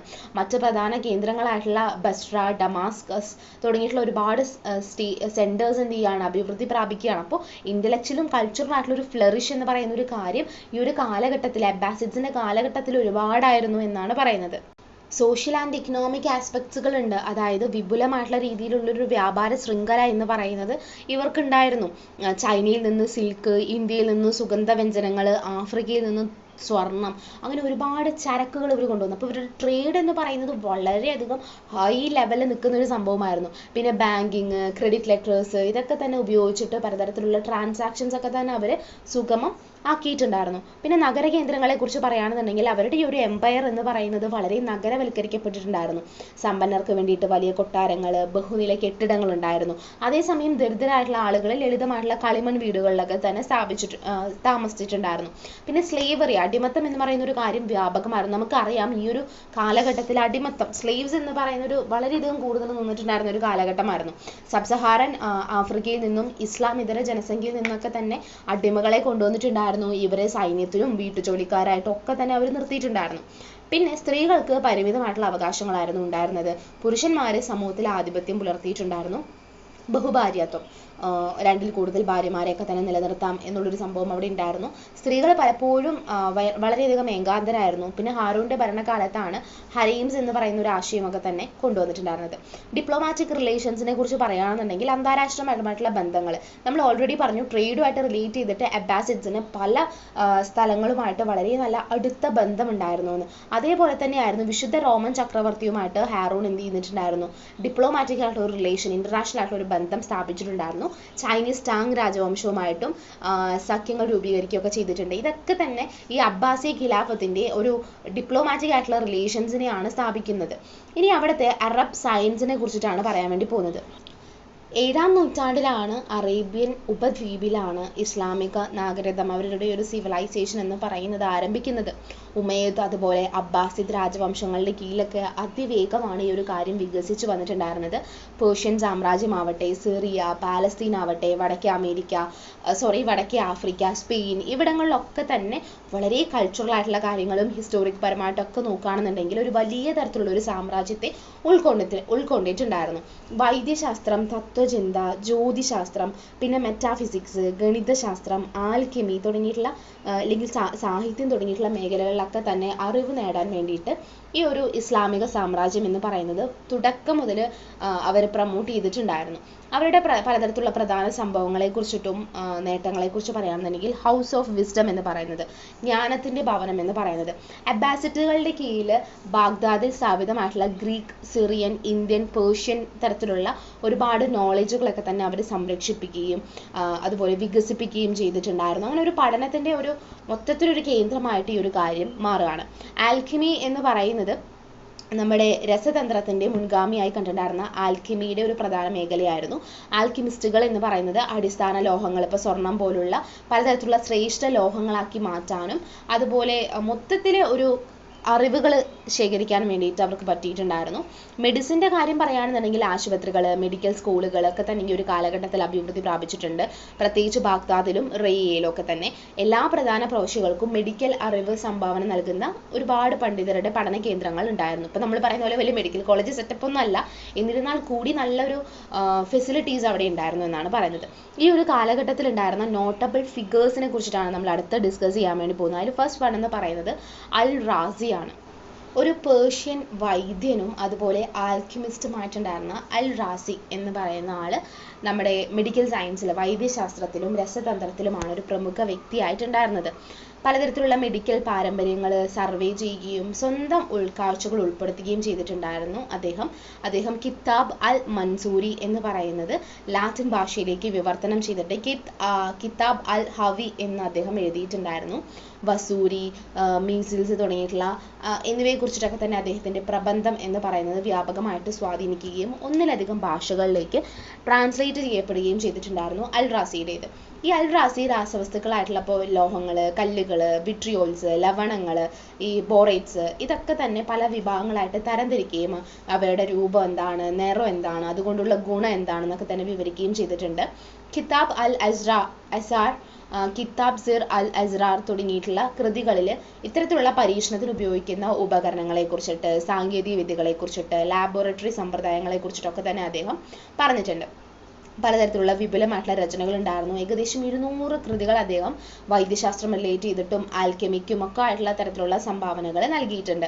യൂറോപ്പിൽ ഗെബർ എന്നറിയപ്പെടുന്ന ജാബിർ രസതന്ത്രം, ആൽക്കെമി, എഞ്ചിനീയറിംഗ്, ഭൂമിശാസ്ത്രം, തത്വചിന്ത, ഭൗതിക ശാസ്ത്രം, ഫാർമസി, ജ്യോതിശാസ്ത്രം, വൈദ്യശാസ്ത്രം, ഇതിലൊക്കെ തന്നെ അദ്ദേഹം എന്ത് ചെയ്യുന്നുണ്ട്, സംഭാവന നൽകിയിട്ടുണ്ടായിരുന്നു. ഖലീഫ ഹാറൂൺ അൽ റാഷിദിന്റെ കീഴിലൊക്കെ തന്നെ കോടതിയിലൊക്കെ തന്നെ ആൽക്കെമിസ്റ്റ് ആയിട്ട് സേവനം അനുഷ്ഠിച്ചിട്ടുണ്ടായിരുന്നു അദ്ദേഹം. പല വിഷയങ്ങളിലൊക്കെ തന്നെ ഒരുപാട് കാര്യങ്ങൾ എഴുതി. ഒന്ന് ആലോചിച്ച് നോക്കൂ, 200-ലധികം കൃതികൾ എഴുതിയെന്ന് പറയുന്നുണ്ട്. പിന്നെ പലതരത്തിലുള്ള പരീക്ഷണാത്മകമായിട്ടുള്ള സാങ്കേതിക വിദ്യകളിലും രാസപ്രക്രിയകളിലും ഒക്കെ തന്നെ അദ്ദേഹത്തിന്റെ പ്രവർത്തനങ്ങൾ ആധുനിക രസതന്ത്രത്തിന് എന്ത് ചെയ്യുന്നുണ്ട്, ഒരു ഫൗണ്ടേഷൻ ഭാഗ്യം എന്നാണ്, അടിത്തറ ഭാഗ്യം എന്നാണ് പറയുന്നത്. നൈട്രിക്, സൾഫ്യൂരിക് ആസിഡുകളുടെയൊക്കെ തന്നെ നിർമ്മാണത്തെ കുറിച്ചിട്ടും, സ്വർണ്ണത്തെ എങ്ങനെ, നമുക്കറിയാമല്ലേ, ഇങ്ങനെ എടുക്കുമ്പോൾ, മൈൻ ചെയ്തെടുക്കുമ്പോൾ സ്വർണ്ണമായിട്ടല്ല കിട്ടുക, അത് എങ്ങനെ വേർതിരിക്കാമെന്നും പദാർത്ഥങ്ങളെ എങ്ങനെ ശുദ്ധീകരിക്കാൻ തുടങ്ങിയിട്ടുള്ള ഒരുപാട് രാസപ്രക്രിയകൾ അദ്ദേഹം അവതരിപ്പിച്ചിട്ടുണ്ട്. അദ്ദേഹത്തിന്റെ പലതരത്തിലുള്ള ലാബോറട്ടറി ടെക്നിക്സ് ഉണ്ടാവുമല്ലോ, ഇപ്പോൾ വാറ്റിയെടുക്കുന്നത് എങ്ങനെയാണ്, ക്രിസ്റ്റലൈസേഷൻ എങ്ങനെയാണ്, ഇതൊക്കെ തന്നെ ഒരുപാട് യൂറോപ്യൻ ആൽക്കിമിസ്റ്റുകളെയൊക്കെ തന്നെ സ്വാധീനിച്ചിട്ടുണ്ട്. പിന്നെ അദ്ദേഹത്തിന്റെ മെറ്റലർജി, തുരുമ്പ് തടയൽ എങ്ങനെയാണ്, ചായം, തുകൽ ടാനിങ് എങ്ങനെയാണ്, ഗ്ലാസ് നിർമ്മാണം എങ്ങനെയാണ്, ഇതിലൊക്കെ തന്നെ പലതരത്തിലുള്ള പ്രക്രിയകൾ അദ്ദേഹം മെച്ചപ്പെടുത്തിയിട്ട് എടുത്തിട്ടുണ്ട്. അപ്പോൾ ഇതാണ് അൽ റാസി എന്ന് പറയുന്ന ആളെ കുറിച്ച് നമ്മൾ പറഞ്ഞു. അപ്പോൾ അദ്ദേഹത്തിന്റെ ഒരു മേജർ ആയിട്ടുള്ള ഒരു വർക്ക്സിനെ കുറിച്ചിട്ടും അതുപോലെ അദ്ദേഹം എന്തിലൊക്കെ തന്നെ പ്രാവീണ്യം തെളിയിച്ചു എന്നതിനെ കുറിച്ചിട്ടാണ് നമ്മൾ ഇതിൽ പറഞ്ഞത്. ഇനി ഒരു യൂറോപ്യൻ സയൻസിന്റെ ഇമ്പാക്ട് എന്താണെന്നാണ് പറയുന്നത്. ഇപ്പൊ നമ്മൾ പറഞ്ഞ പോലെ ഒരുപാട് കാര്യങ്ങൾ എല്ലാവരും കോൺട്രിബ്യൂഷൻ നടത്തിയതിനെ കുറിച്ചിട്ടൊക്കെ പറഞ്ഞു. അപ്പോൾ ഇതിന്റെയൊക്കെ തന്നെ ഇമ്പാക്ട്സ് എന്തൊക്കെയായിരുന്നു എന്നാണ് നമ്മൾ ഡിസ്കസ് ചെയ്യാൻ വേണ്ടി പോകുന്നത്. ഇമ്പാക്ട്സ് ഓൺ യൂറോപ്യൻ സയൻസ് എന്നുള്ളത്. ഈ അറബ് പണ്ഡിതന്മാർ ഒക്കെ തന്നെ അവരെയൊക്കെ തന്നെ സംരക്ഷിക്കുകയും അതുപോലെ അവർ പലതരത്തിൽ വികസിപ്പിച്ചെടുത്തിട്ടുണ്ടായിരുന്ന അറിവ്, നോളജ് എന്ന് പറയുന്നത് ലാറ്റിനിലേക്ക് വിവർത്തനം ചെയ്യപ്പെടുകയൊക്കെ തന്നെ ചെയ്തിട്ടുണ്ടായിരുന്നു. അങ്ങനെയാണ് ഇത് യൂറോപ്പിലുടനീളം വ്യാപിക്കുകയൊക്കെ ചെയ്യുന്നത്. സോ മധ്യകാല യൂറോപ്യൻ ശാസ്ത്രത്തെയും തത്വചിന്തയെയും ഒക്കെ തന്നെ ഇത്തരത്തിലുള്ള കാര്യങ്ങൾ ഗണ്യമായിട്ട് സ്വാധീനിച്ചു എന്ന് തന്നെ പറയാം. പിന്നെ നമ്മുടെ കെമിസ്ട്രി, രസതന്ത്രത്തിലേക്കുള്ള ആൽക്കിമീനെ കുറിച്ച് പറയുകയാണെന്നുണ്ടെങ്കിൽ തുടക്കത്തിൽ യൂറോപ്യന്മാർ തള്ളിക്കളഞ്ഞിരുന്ന ആൾക്കാരായിരുന്നു ഈ അറബിന്റെ ആൽക്കെമിക്കൽ സമ്പ്രദായങ്ങൾ എന്ന് പറയുന്നത്. പിന്നീട് അത് മോഡേൺ ആയിട്ടുള്ളൊരു രസതന്ത്രത്തിന്റെ അടിത്തറയായിട്ട് അംഗീകരിക്കപ്പെടുകയും ചെയ്തിട്ടുണ്ട്. അവരുടെ ടെക്നോളജിക്കൽ ആയിട്ടുള്ള മുന്നേറ്റങ്ങളെ കുറിച്ച് പറയുകയാണെന്നുണ്ടെങ്കിൽ അറബ് ശാസ്ത്രജ്ഞരെ ഒരുപാട് തരത്തിലുള്ള സാങ്കേതിക വിദ്യകൾ, ഉപകരണങ്ങളൊക്കെ തന്നെ വികസിപ്പിച്ചെടുത്തിട്ടുണ്ട്. ഒരുപാട് നിർമ്മാണ പ്രക്രിയകളും ശാസ്ത്രീയമായിട്ടുള്ള പരീക്ഷണ രീതികളും ഒക്കെ തന്നെ അവർ മെച്ചപ്പെടുത്തിയിട്ടുണ്ട്. ഇപ്പോൾ അൽ റാസി ആവട്ടെ, ജാബിർ ഇബ്നു ഹയാൻ ആവട്ടെ, അവരുടെയൊക്കെ തന്നെ സംഭാവനകൾ ഇത്തരത്തിലുള്ള ശാസ്ത്ര മേഖലയ്ക്ക് വലിയ തരത്തിലുള്ള അല്ലെങ്കിൽ ആ ഒരു മേഖലയെ മുന്നോട്ട് കൊണ്ടുപോകാൻ വേണ്ടിയിട്ട് നിർണായകമായി എന്ന് തന്നെ പറയാം. അവരുടെ കൃതികളാവട്ടെ, അവരുടെ സമ്പ്രദായങ്ങളാവട്ടെ, അവരുടെ പാരമ്പര്യമാവട്ടെ, അല്ലെങ്കിൽ അവർ എല്ലാ കാര്യങ്ങളിലും അവരുടെ അറിവ് എന്ന് പറയുന്നത് വളരെയധികം സമ്പന്നമായിരുന്നു. അതുകൊണ്ട് തന്നെ ഇത് കൈമാറ്റം ചെയ്യപ്പെടാൻ വേണ്ടിയിട്ട് മറ്റ് സ്ഥലങ്ങളിലേക്ക് ഇത് കൈമാറ്റം ചെയ്യപ്പെടുകയാണ്. ഇസ്ലാമിക നാഗരികതയെ കുറിച്ചിട്ടുള്ള പഠനത്തിലും അതുപോലെ അവരുടെ പാണ്ഡിത്യം എന്ന് പറയുന്നതിലൂടെ കാര്യങ്ങളിലൊക്കെ തന്നെ ആഗോള ശാസ്ത്ര വിജ്ഞാനത്തിന്റെ ഒരു വികസനത്തെ കുറിച്ചിട്ടാണ് ഇതിൽ പറയുന്നത്. ഇനി അറബ് മെഡിസിൻ എന്ന് പറയുന്ന ഒരു കാര്യത്തെ നമ്മൾ ഒരിക്കലും മാറ്റി നിർത്താൻ വേണ്ടി പറ്റില്ല. ഇസ്ലാമിക സംസ്കാരത്തിൽ ആഴത്തിൽ വേരൂന്നിയിട്ടുണ്ടായിരുന്നതാണ് അറബിന്റെ വൈദ്യശാസ്ത്രം എന്ന് പറയുന്നത്. ഹിപ്പോക്രാറ്റ്സ്, ഗാലൻ തുടങ്ങിയിട്ടുള്ള ഗ്രീക്ക്, റോമൻ വൈദ്യന്മാരുടെ അറിവ് എന്ന് പറയുന്നത് എടുക്കുകയും അത് വികസിപ്പിക്കുകയും ചെയ്തിട്ടുണ്ടായിരുന്നു അറബ് മെഡിസിനിൽ. പലതരത്തിലുള്ള വിവർത്തനത്തിലൂടെയും തുടർ പഠനത്തിലൂടെയും അറബ് ഡോക്ടേഴ്സ് എന്ത് ചെയ്യാണ്, പുരാതന മെഡിക്കൽ സിദ്ധാന്തങ്ങളെ പരീക്ഷിക്കുക മാത്രമല്ല അവരുടെ സ്വന്തം നിരീക്ഷണങ്ങൾ, അവരുടെ കണ്ടെത്തലുകൾ, അതൊക്കെ തന്നെ അതിൽ ഇൻക്ലൂഡ് ചെയ്യുകയാണ് ചെയ്തിട്ടുണ്ടായിരുന്നത്. സോ ഈ ഒരു തരത്തിലുള്ള ഒരു മിക്സ്ചർ എന്ന് പറയുന്നത് ഇസ്ലാമിക ലോകത്തെയും പിൽക്കാല യൂറോപ്യൻ വൈദ്യശാസ്ത്രത്തെയും ഒക്കെ തന്നെ വളരെ നല്ല രീതിയിൽ സ്വാധീനിച്ചിട്ടുണ്ടായിരുന്നു. അങ്ങനെ ഒരു നൂതനമായിട്ടുള്ള മെഡിക്കൽ സമ്പ്രദായത്തിന് കാരണമായി അറബ് മെഡിസിൻ എന്ന് പറയുന്നത്. അവരുടെ പ്രധാനപ്പെട്ട സംഭവങ്ങളെ കുറിച്ച് പറയുകയാണെന്നുണ്ടെങ്കിൽ അവരുടെ കീ കോൺട്രിബ്യൂഷൻസ്, അതായത് ഗ്രീക്ക്, റോമൻ മെഡിക്കൽ കൃതികൾ എന്ന് പറയുന്നത് അറബിയിലേക്ക് വിവർത്തനം ചെയ്തിട്ടുണ്ട്. അതൊക്കെ തന്നെ ഒരു ഗ്രന്ഥങ്ങളായിട്ട് വിപുലീകരിക്കുകയും മെച്ചപ്പെടുത്തുകയും ചെയ്തിട്ടുണ്ട്. പിന്നെ ഡോക്ടേഴ്സൊക്കെ തന്നെ അവരുടെ അനുഭവപരമായിട്ടുള്ള നിരീക്ഷണങ്ങളും പരീക്ഷണങ്ങളുടെയൊക്കെ തന്നെ അടിസ്ഥാനത്തിൽ പുതിയ മെഡിക്കൽ ആശയങ്ങളും സമ്പ്രദായങ്ങളൊക്കെ കൊണ്ടുവന്നിട്ടുണ്ടായിരുന്നു. പിന്നെ ബീമാരിസ്ഥാൻ തുടങ്ങിയിട്ടുള്ള ആശുപത്രികൾ അത് ഇസ്ലാമിക ലോകത്തുടനീളം ഉണ്ടായിരുന്നു. പ്രത്യേകിച്ച് ബാഗ്ദാദിലും റയിലും ഒക്കെ തന്നെ സ്ഥാപിതമായിട്ടുണ്ട്. ആശുപത്രികൾ അവിടെ പരിചരണം നൽകുക മാത്രമല്ല ചെയ്തിട്ടുണ്ടായിരുന്നത്, ഡോക്ടർമാർക്ക് പരിശീലനം നൽകുന്ന മെഡിക്കൽ സ്കൂൾസ് ആയിട്ട് ഇത് പ്രവർത്തിക്കുകയും ചെയ്തിട്ടുണ്ട്. പിന്നെ മെഡിക്കൽ വിദ്യാഭ്യാസത്തിനും അതുപോലെ പ്രാക്ടീസിനോടുള്ള ഒരു പുരോഗമനപരമായിട്ടുള്ള ഒരു സമ്പ്രദായം എന്ന് പറയുന്നത് ഈ ഒരു കാലഘട്ടത്തിൽ ഉണ്ടായിരുന്നു എന്നാണ് പറയുന്നത്. പിന്നെ ഇതിൽ അൽ റാസിനെ കുറിച്ച് പറയുകയാണെന്നുണ്ടെങ്കിൽ ബാഗ്ദാദ് റായ് ആശുപത്രികളിലെ ഒരു ചീഫ് ഫിസീഷ്യൻ ആയിട്ടായിരുന്നു അദ്ദേഹം സേവനം അനുഷ്ഠിച്ചിട്ടുണ്ടായിരുന്നത്. പേർഷ്യൻ വൈദ്യനായിരുന്നു അൽ റാസി അല്ലെങ്കിൽ റാസിസ് എന്ന് പറയുന്നത്. പീഡിയാട്രിക് രോഗങ്ങളെക്കുറിച്ചിട്ടും അദ്ദേഹത്തിൻ്റെ ആദ്യ പുസ്തകമായിട്ടുള്ള കുട്ടികളുടെ രോഗങ്ങൾ എന്ന് പറയുന്നത് അദ്ദേഹം എഴുതിയിട്ടുണ്ടായിരുന്നു. അപ്പോൾ പീഡിയാട്രിക്സിൽ ഒരു തുടക്കക്കാരനായിരുന്നു അദ്ദേഹം. ഒന്നിലധികം ഭാഷകളിലേക്ക് ഇതൊക്കെ വിവർത്തനം ചെയ്യപ്പെട്ടിട്ടുണ്ട്. വസൂരി, മീസിൽസ് തുടങ്ങിയിട്ടുള്ള ഒരുപാട് തരത്തിലുള്ള പ്രബന്ധത്തിൻ്റെ പേരിലാണ് അൽ റാസി അറിയപ്പെടുന്നത്. ഇതിനൊക്കെ നമ്മൾ കുറച്ച് മുമ്പ് പറഞ്ഞിട്ടുണ്ടായിരുന്നു. അദ്ദേഹം ആശുപത്രിയിൽ സൈക്യാട്രിക് വാർഡുകളൊക്കെ തന്നെ കൊണ്ടുവന്നിട്ടുണ്ടായിരുന്നു. ഭക്ഷണക്രമം, മരുന്ന്, മ്യൂസിക് തെറാപ്പി, ഒരുപാട് തെറാപ്പികൾ ഇതൊക്കെ തന്നെ ഉപയോഗിക്കുക. പിന്നെ മാനസിക വൈകല്യങ്ങളെയൊക്കെ തന്നെ മെഡിക്കൽ അവസ്ഥകളായിട്ട് കണക്കാക്കണമെന്നും, ഇപ്പോൾ ആ ഒരു കാലഘട്ടത്തിലെ മാനസിക വൈകല്യമുള്ളവരെ മറ്റു രീതിയിലായിരിക്കും കണ്ടിട്ടുണ്ടാവുക. അപ്പോൾ അതുകൊണ്ട് തന്നെ അത് വൈകല്യമായിട്ട് കണക്കാക്കണമെന്നൊക്കെ തന്നെ അദ്ദേഹം വാദിച്ചിട്ടുണ്ടായിരുന്നു. പലതരത്തിലുള്ള രോഗങ്ങൾ, ചികിത്സകൾ, കേസുകൾ, ചരിത്രങ്ങൾ ഇതൊക്കെ തന്നെ വിശദീകരിക്കുന്ന 23 വോളിയംസ് അടങ്ങിയിട്ടുള്ളതാണ് കിതാബ് അൽ ഹാവി, അതായത് വൈദ്യശാസ്ത്രത്തിൻ്റെ സമഗ്ര പുസ്തകം എന്ന് പറയുന്നത്. ഈ ഒരു വിവർത്തനം എന്ന് പറയുന്നത് യൂറോപ്യൻ മെഡിക്കൽ വിദ്യാഭ്യാസത്തെ വളരെയധികം സ്വാധീനിച്ചിട്ടുണ്ട്. ഇനി ഇബ്ൻ സിനയെ കുറിച്ച് പറയുകയാണെന്നുണ്ടെങ്കിൽ ഇബ്നു സിന എന്ന് പറയുന്നത് പാശ്ചാത്യ ലോകത്ത് അറിയപ്പെട്ടിട്ടുണ്ടായിരുന്ന ഒരു ഇസ്ലാമിക യൂറോപ്യൻ മെഡിക്കൽ പാരമ്പര്യങ്ങളൊക്കെ തന്നെ സ്വാധീനിച്ചിട്ടുണ്ടായിരുന്ന ഒരു വൈദ്യനായിരുന്നു. ബുഖാറയ്ക്കടുത്തുള്ള അഫ്ഷാനയിലാണ് അദ്ദേഹം ജനിച്ചിട്ടുണ്ടായിരുന്നത്. അദ്ദേഹത്തിന് സമ്മാനിത് ഭരണാധികാരിയുടെ രാജകീയമായിട്ടുള്ള ലൈബ്രറിയിലേക്ക് പ്രവേശനം ഉണ്ടായിരുന്നു. അദ്ദേഹത്തിൻ്റെ മെഡിക്കൽ അറിവിനെ അതുകൊണ്ട് സമ്പന്നമാക്കി എന്ന് പറയുന്നുണ്ട്. അദ്ദേഹത്തിൻ്റെ ഏറ്റവും പ്രശസ്ത കൃതിയാണ് ദി കാനൺ ഓഫ് മെഡിസിൻ എന്ന് പറയുന്നത്. പിന്നെ മനുഷ്യ ശരീരത്തെക്കുറിച്ചിട്ടും രോഗകാരണങ്ങൾ, അതിൻ്റെ ലക്ഷണങ്ങൾ, ശുചിത്വം, ഭക്ഷണ രീതികൾ, ചികിത്സകൾ ഇതൊക്കെ തന്നെ ഉൾക്കൊള്ളുന്ന ഘടകങ്ങൾ അദ്ദേഹം പര്യവേഷണം ചെയ്തിട്ടുണ്ട്. നൂറ്റാണ്ടുകളായിട്ട് യൂറോപ്യൻ സർവകലാശാലകളിൽ ഒരു കേന്ദ്ര മെഡിക്കൽ ഗ്രന്ഥമായിട്ട് ഇത് തുടരുന്നുണ്ട് കേട്ടോ. അതുപോലെ നവജാത ശിശുക്കളെ കുറിച്ചിട്ടൊക്കെ തന്നെ പീഡിയാട്രിക്സിലും ഒരുപാട് സംഭാവനകൾ അദ്ദേഹം നൽകിയിട്ടുണ്ട്. ഇനി കോൺട്രിബ്യൂഷൻ ടു മെഡിക്കൽ പ്രാക്ടീസ് എന്നുള്ള രീതിയിലേക്കാണ് നമ്മൾ ഡിസ്കസ് ചെയ്യാൻ വേണ്ടി പോകുന്നത്. ഇപ്പോൾ ശസ്ത്രക്രിയയെ കുറിച്ചിട്ടും പബ്ലിക് ഹെൽത്ത് ആൻഡ് ഹോസ്പിറ്റൽ മാനേജ്മെന്റിനെ കുറിച്ചിട്ടൊക്കെ തന്നെയാണ് ഇതിൽ പറയാനുള്ളത്. സോ അൽ റാസിനെ പോലുള്ള അറബ് ഡോക്ടേഴ്സ് എന്ന് പറയുന്ന പലതരത്തിലുള്ള തെളിവുകളാണ് നൽകുന്നത്. അതായത് വൈദ്യശാസ്ത്രം അടിസ്ഥാനമാക്കിയിട്ട് പലതരത്തിലുള്ള തെളിവുകൾ നൽകുകയും പലപ്പോഴും ഗാലന്റെയും മറ്റു പുരാതന ഡോക്ടേഴ്സിൻ്റെ ഒക്കെ തന്നെ ക്ലിനിക്കൽ നിരീക്ഷണങ്ങളിലൂടെ അവരുടെ പ്രവർത്തനത്തെ വെല്ലുവിളിക്കുകയും ചെയ്തിട്ടുണ്ട്. പിന്നെ ശസ്ത്രക്രിയ ഉപകരണങ്ങൾ, സാങ്കേതിക ഉപകരണങ്ങൾ ഒക്കെ തന്നെ ഒരുപാട് വിവരണത്തോട് കൂടിയിട്ട് അറബ് ഡോക്ടേഴ്സ് എന്ത് ചെയ്യുന്നുണ്ട്, ആ ശസ്ത്രക്രിയയിൽ ഓപ്പറേഷൻസിൽ ഗണ്യമായിട്ടുള്ള രീതിയിൽ പുരോഗതി കൈവരിച്ചിട്ടുണ്ട്. നമ്മളിപ്പോൾ ചിലതിലൊക്കെ കേട്ടിട്ടുണ്ടാവും, ഇപ്പോൾ കുറേ വർഷങ്ങൾക്ക് മുമ്പൊക്കെ തന്നെ ശസ്ത്രക്രിയയൊക്കെ ചെയ്തിട്ടുണ്ടായിരുന്നത് സിമ്പിളായിട്ടുള്ള മനുഷ്യന്മാരുടെ മേത്ത് ഇങ്ങനെയായിരിക്കും. അപ്പോൾ ചിലതൊക്കെ ഓപ്പൺ ചെയ്ത് വെച്ച് എങ്ങനെയാണ് ഓരോതും വർക്ക് ചെയ്യുന്നതെന്നൊക്കെ പറഞ്ഞിട്ട് നമ്മൾ കേട്ടിട്ടുണ്ടാവും. ചില സമയത്ത് നിങ്ങളത് കേൾക്കാൻ ചാൻസ് ഉണ്ട്. അതായത് ഒരാളുടെ വയറ് കീറി മുറിച്ച് അതിനകത്ത് നമ്മുടെ ഓരോ ആമാശയത്തിനുള്ളിൽ എങ്ങനെയാണ് ഇത് വർക്ക് ചെയ്യുന്നത് ഇതൊക്കെ തന്നെ നോക്കിയിട്ടുണ്ടായിരുന്നു. ഇത്ര സമയമെടുത്തിട്ടാണ് ഏതൊക്കെയാണ് എവിടെയൊക്കെ സ്പോട്ട് ചെയ്തിരിക്കുന്നത് ഇങ്ങനെയൊക്കെ നോക്കിയിട്ടുണ്ടായിരുന്നു. ജീവനുള്ള ആൾക്കാരുടെ മേലിൽ വരെ അവർ പരീക്ഷിച്ചിട്ടുണ്ടായിരുന്നു. അപ്പോൾ അങ്ങനെയൊന്നും ഇതൊരു ടെക്നോളജിക്കൽ പരമായിട്ട് പുരോഗതി കൈവരിക്കാൻ വേണ്ടിയിട്ട് അവർക്ക് കഴിഞ്ഞിട്ടുണ്ട്. പിന്നെ പബ്ലിക് ഹെൽത്ത് ആൻഡ് ഹോസ്പിറ്റൽ മാനേജ്മെന്റിനെ കുറിച്ച് പറയുകയാണെന്നുണ്ടെങ്കിൽ ഇപ്പോൾ സൈക്കാട്രിക് വാർഡുകൾ, പലതരത്തിലുള്ള ശുചിത്വം റിലേറ്റ് ചെയ്തിട്ട് രോഗി പരിചരണം റിലേറ്റ് ചെയ്തിട്ടുള്ള ഒരുപാട് കാര്യങ്ങൾ ഈ ഒരു കാലഘട്ടത്തിൽ കൊണ്ടുവന്നിട്ടുണ്ടായിരുന്നു. പിന്നെ ഡോക്ടേഴ്സ് രോഗികളിൽ എപ്പോഴും ആത്മവിശ്വാസം പകരണം, അല്ലെങ്കിൽ വിശ്വാസത്തോടെ മെഡിക്കൽ ധാർമ്മികത, അതായത് മെഡിക്കൽ എത്തിക്സ് എന്ന് പറഞ്ഞിട്ടൊരു കാര്യം ഉണ്ടല്ലോ, അപ്പോൾ രോഗി ഡോക്ടർ ബന്ധത്തിനൊക്കെ തന്നെ ഊന്നൽ നൽകിയിട്ടുണ്ടായിരുന്നു ഈ ഒരു കാലഘട്ടത്തിൽ എന്ന് പറയുന്നത്. പിന്നെ നമ്മുടെ ഫാർമോളജിക്കലി ആൻഡ് ബൊട്ടാണിക്കൽ മെഡിസിൻസിനെ കുറിച്ച് പറയുകയാണെന്നുണ്ടെങ്കിൽ വൈദ്യശാസ്ത്രത്തിലെ സസ്യങ്ങൾ, ധാതുക്കൾ ഇതിൻ്റെയൊക്കെ തന്നെ ഉപയോഗത്തെ കുറിച്ചിട്ടാണ് ഫാർമക്കോളജിയിൽ പറയുന്നത്. അറബ് ഡോക്ടേഴ്സാണ് ഇതിനെക്കുറിച്ച് കൂടുതലായിട്ട് എഴുതിയിരിക്കുന്നത് കേട്ടോ. പിന്നെ പലതരത്തിലുള്ള പരിഹാരങ്ങൾ എങ്ങനെയാണ്, അതൊക്കെ എങ്ങനെ തയ്യാറെടുക്കാമോ, എങ്ങനെ ഉപയോഗിക്കാൻ തുടങ്ങിയിട്ടുള്ള ഒരുപാട് കാര്യങ്ങൾ ഫാർമക്കോപ്പിയകളും ഒക്കെ തന്നെ അവർ വികസിപ്പിച്ചിട്ടുണ്ടായിരുന്നു. യൂറോപ്യൻ മെഡിസിൻ്റെ ഇൻഫ്ലുവൻസ്, ഇപ്പം നമ്മൾ അറബ് മെഡിസിൻ്റെ ഇൻഫ്ലുവൻസിനെ കുറിച്ചിട്ടും കോൺട്രിബ്യൂഷൻസിനെ കുറിച്ചിട്ടൊക്കെയാണ് ഡിസ്കസ് ചെയ്തുകൊണ്ടിരുന്നത് അല്ലേ. ഇനി യൂറോപ്യൻ മെഡിസിൻ്റെ ഇൻഫ്ലുവൻസ് എന്താണെന്നാണ് നമ്മൾ ഡിസ്കസ് ചെയ്യാൻ വേണ്ടി പോകുന്നത്. അറബിയിൽ വന്നിട്ടുണ്ടായിരുന്ന പലതരത്തിലുള്ള മെഡിക്കൽ ഗ്രന്ഥങ്ങളെയൊക്കെ തന്നെ ലാറ്റിനിലേക്ക് വിവർത്തനം ചെയ്തിട്ടുണ്ടായിരുന്നു. അങ്ങനെ ഒരു മെഡിക്കൽ അറിവ് അവർ രൂപപ്പെടുത്തി എടുത്തിട്ടുണ്ടായിരുന്നു. പുതിയ മെഡിക്കൽ സമ്പ്രദായങ്ങളെ കൊണ്ടുവന്നിട്ടുണ്ടായിരുന്നു. ആശുപത്രികൾ സ്ഥാപിക്കുക, മെഡിക്കൽ വിദ്യാഭ്യാസം നൽകുക തുടങ്ങിയിട്ടുള്ള കാര്യങ്ങൾ അവർ ചെയ്തിട്ടുണ്ടായിരുന്നു. അറബിലെ കണ്ടുപിടുത്തങ്ങൾ യൂറോപ്പിലേക്ക് സ്വീകരിക്കുകയും ചെയ്തിട്ടുണ്ട് കേട്ടോ അവർ. പിന്നെ ഫാമോളജിക്കൽ അറിവിനെയൊക്കെ തന്നെ അവർ കൊണ്ടുവന്നു. ഇതൊക്കെ തന്നെ അവരെ സ്വാധീനിച്ചിട്ടുണ്ട്. പിന്നെ മൊത്തത്തിൽ പുരാതനമായിട്ടുള്ള ഒരു വൈദ്യശാസ്ത്ര വിജ്ഞാനത്തെ പുതിയ കണ്ടെത്തലുകളുമായിട്ട് മിക്സ് ചെയ്തുകൊണ്ട് ഒരു ആഗോള വൈദ്യശാസ്ത്രത്തിന് നല്ല രീതിയിലുള്ളൊരു സംഭാവന നൽകാൻ വേണ്ടി ഇവർക്ക് കഴിഞ്ഞിട്ടുണ്ട്.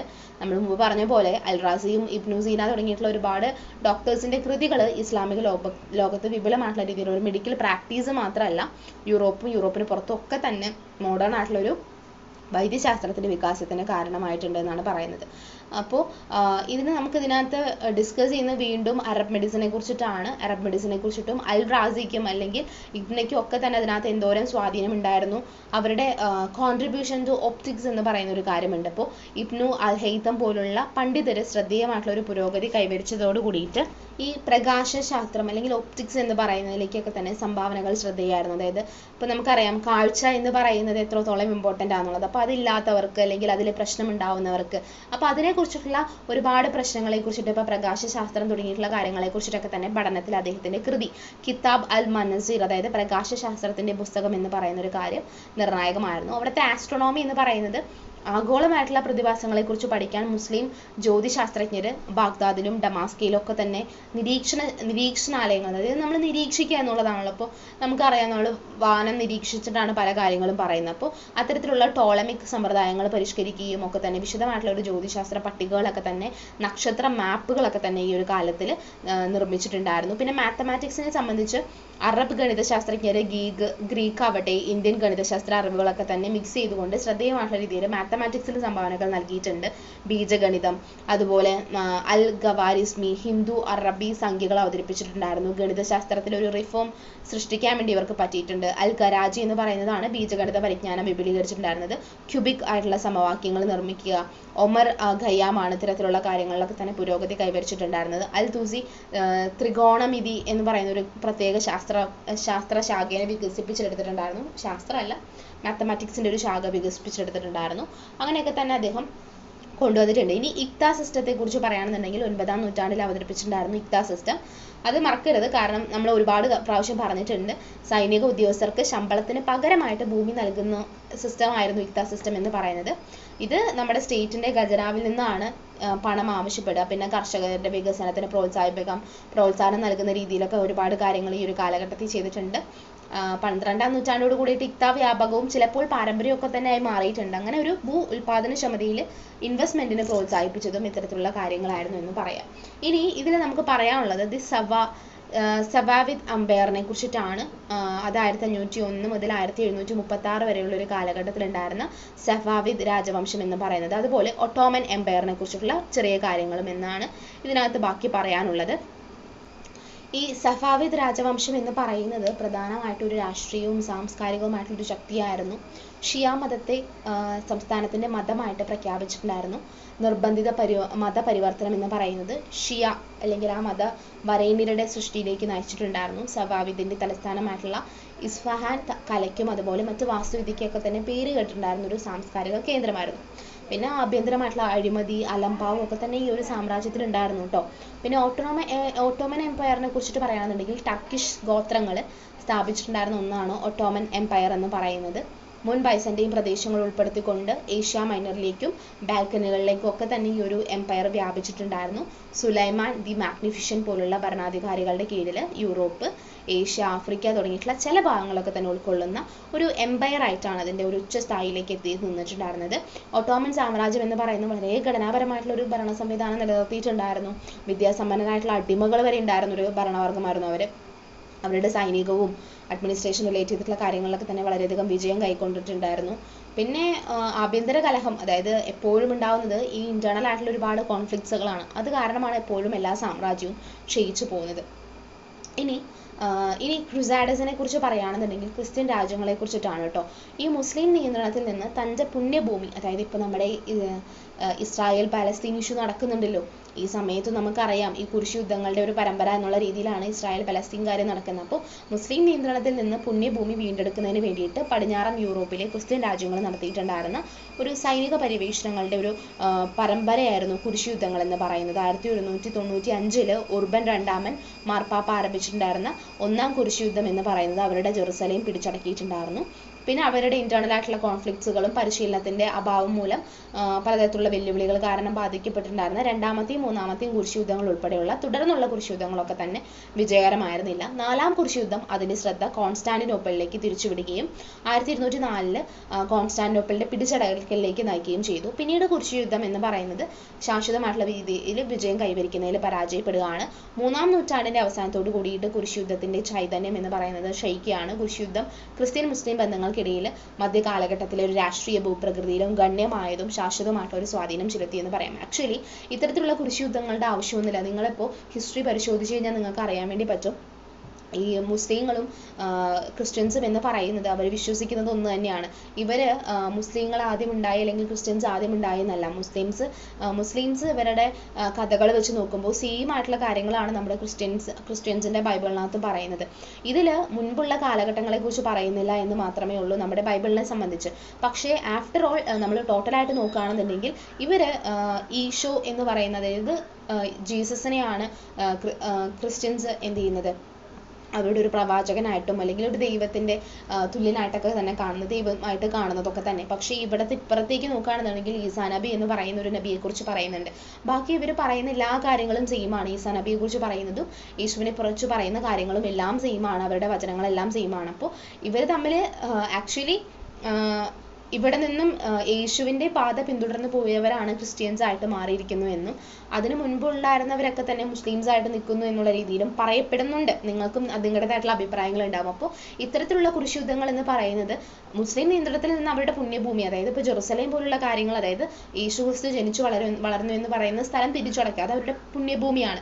അപ്പോൾ ജെറുസലേം പിടിച്ചടക്കാൻ വേണ്ടിയിട്ട് അവർ പലതരത്തിലുള്ള കുരിശ് യുദ്ധങ്ങൾ നടത്തുന്നു. അപ്പോൾ അതിൻ്റെയൊക്കെ തന്നെ ഒരു ആഫ്റ്റർ എഫക്റ്റ് എന്നുള്ള രീതിയിലാണ് ഇപ്പോഴും ഇസ്രായേൽ പാലസ്തീൻ ഇഷ്യൂ നടന്നുകൊണ്ടിരിക്കുന്നത് എന്നാണ് പറയുന്നത്. അപ്പോൾ അത്തരം കാര്യങ്ങളൊക്കെ തന്നെ ഓർത്തു വയ്ക്കുക. അപ്പോൾ ഇതാണ് ഓവറോൾ ആയിട്ട് നമ്മുടെ ഈ ഒരു ചാപ്റ്റർ എന്ന് പറയുന്നത്. PDF-ൽ 1-2 എണ്ണമൊക്കെ ഞാൻ വീണ്ടും റിപ്പീറ്റ് ചെയ്തിട്ടുണ്ട്. അപ്പോൾ ജസ്റ്റ് അത് വായിച്ചു നോക്കി മനസ്സിലാക്കിയാൽ മതി. അപ്പോൾ മെഡീവൽ വെസ്റ്റ് ഏഷ്യനെ കുറിച്ച് പറയുകയാണെന്നുണ്ടെങ്കിൽ ഇതാണ് ടോട്ടലായിട്ട് എങ്ങനെയാണ് ഇസ്ലാം സ്പ്രെഡ് ആയത്, ക്രിസ്ത്യാനിറ്റി സ്പ്രെഡ് ആയത്, ഓരോരുത്തരുടെയും മെഡിസിൻ റിലേറ്റ് ചെയ്തിട്ടുള്ള കാര്യങ്ങൾ, ടെക്നോളജി റിലേറ്റ് ചെയ്തിട്ടുള്ള കാര്യങ്ങളൊക്കെ തന്നെ നമ്മൾ ഈ ഒരു മൊഡ്യൂളിനകത്ത് ഡിസ്കസ് ചെയ്തിട്ടുണ്ട്.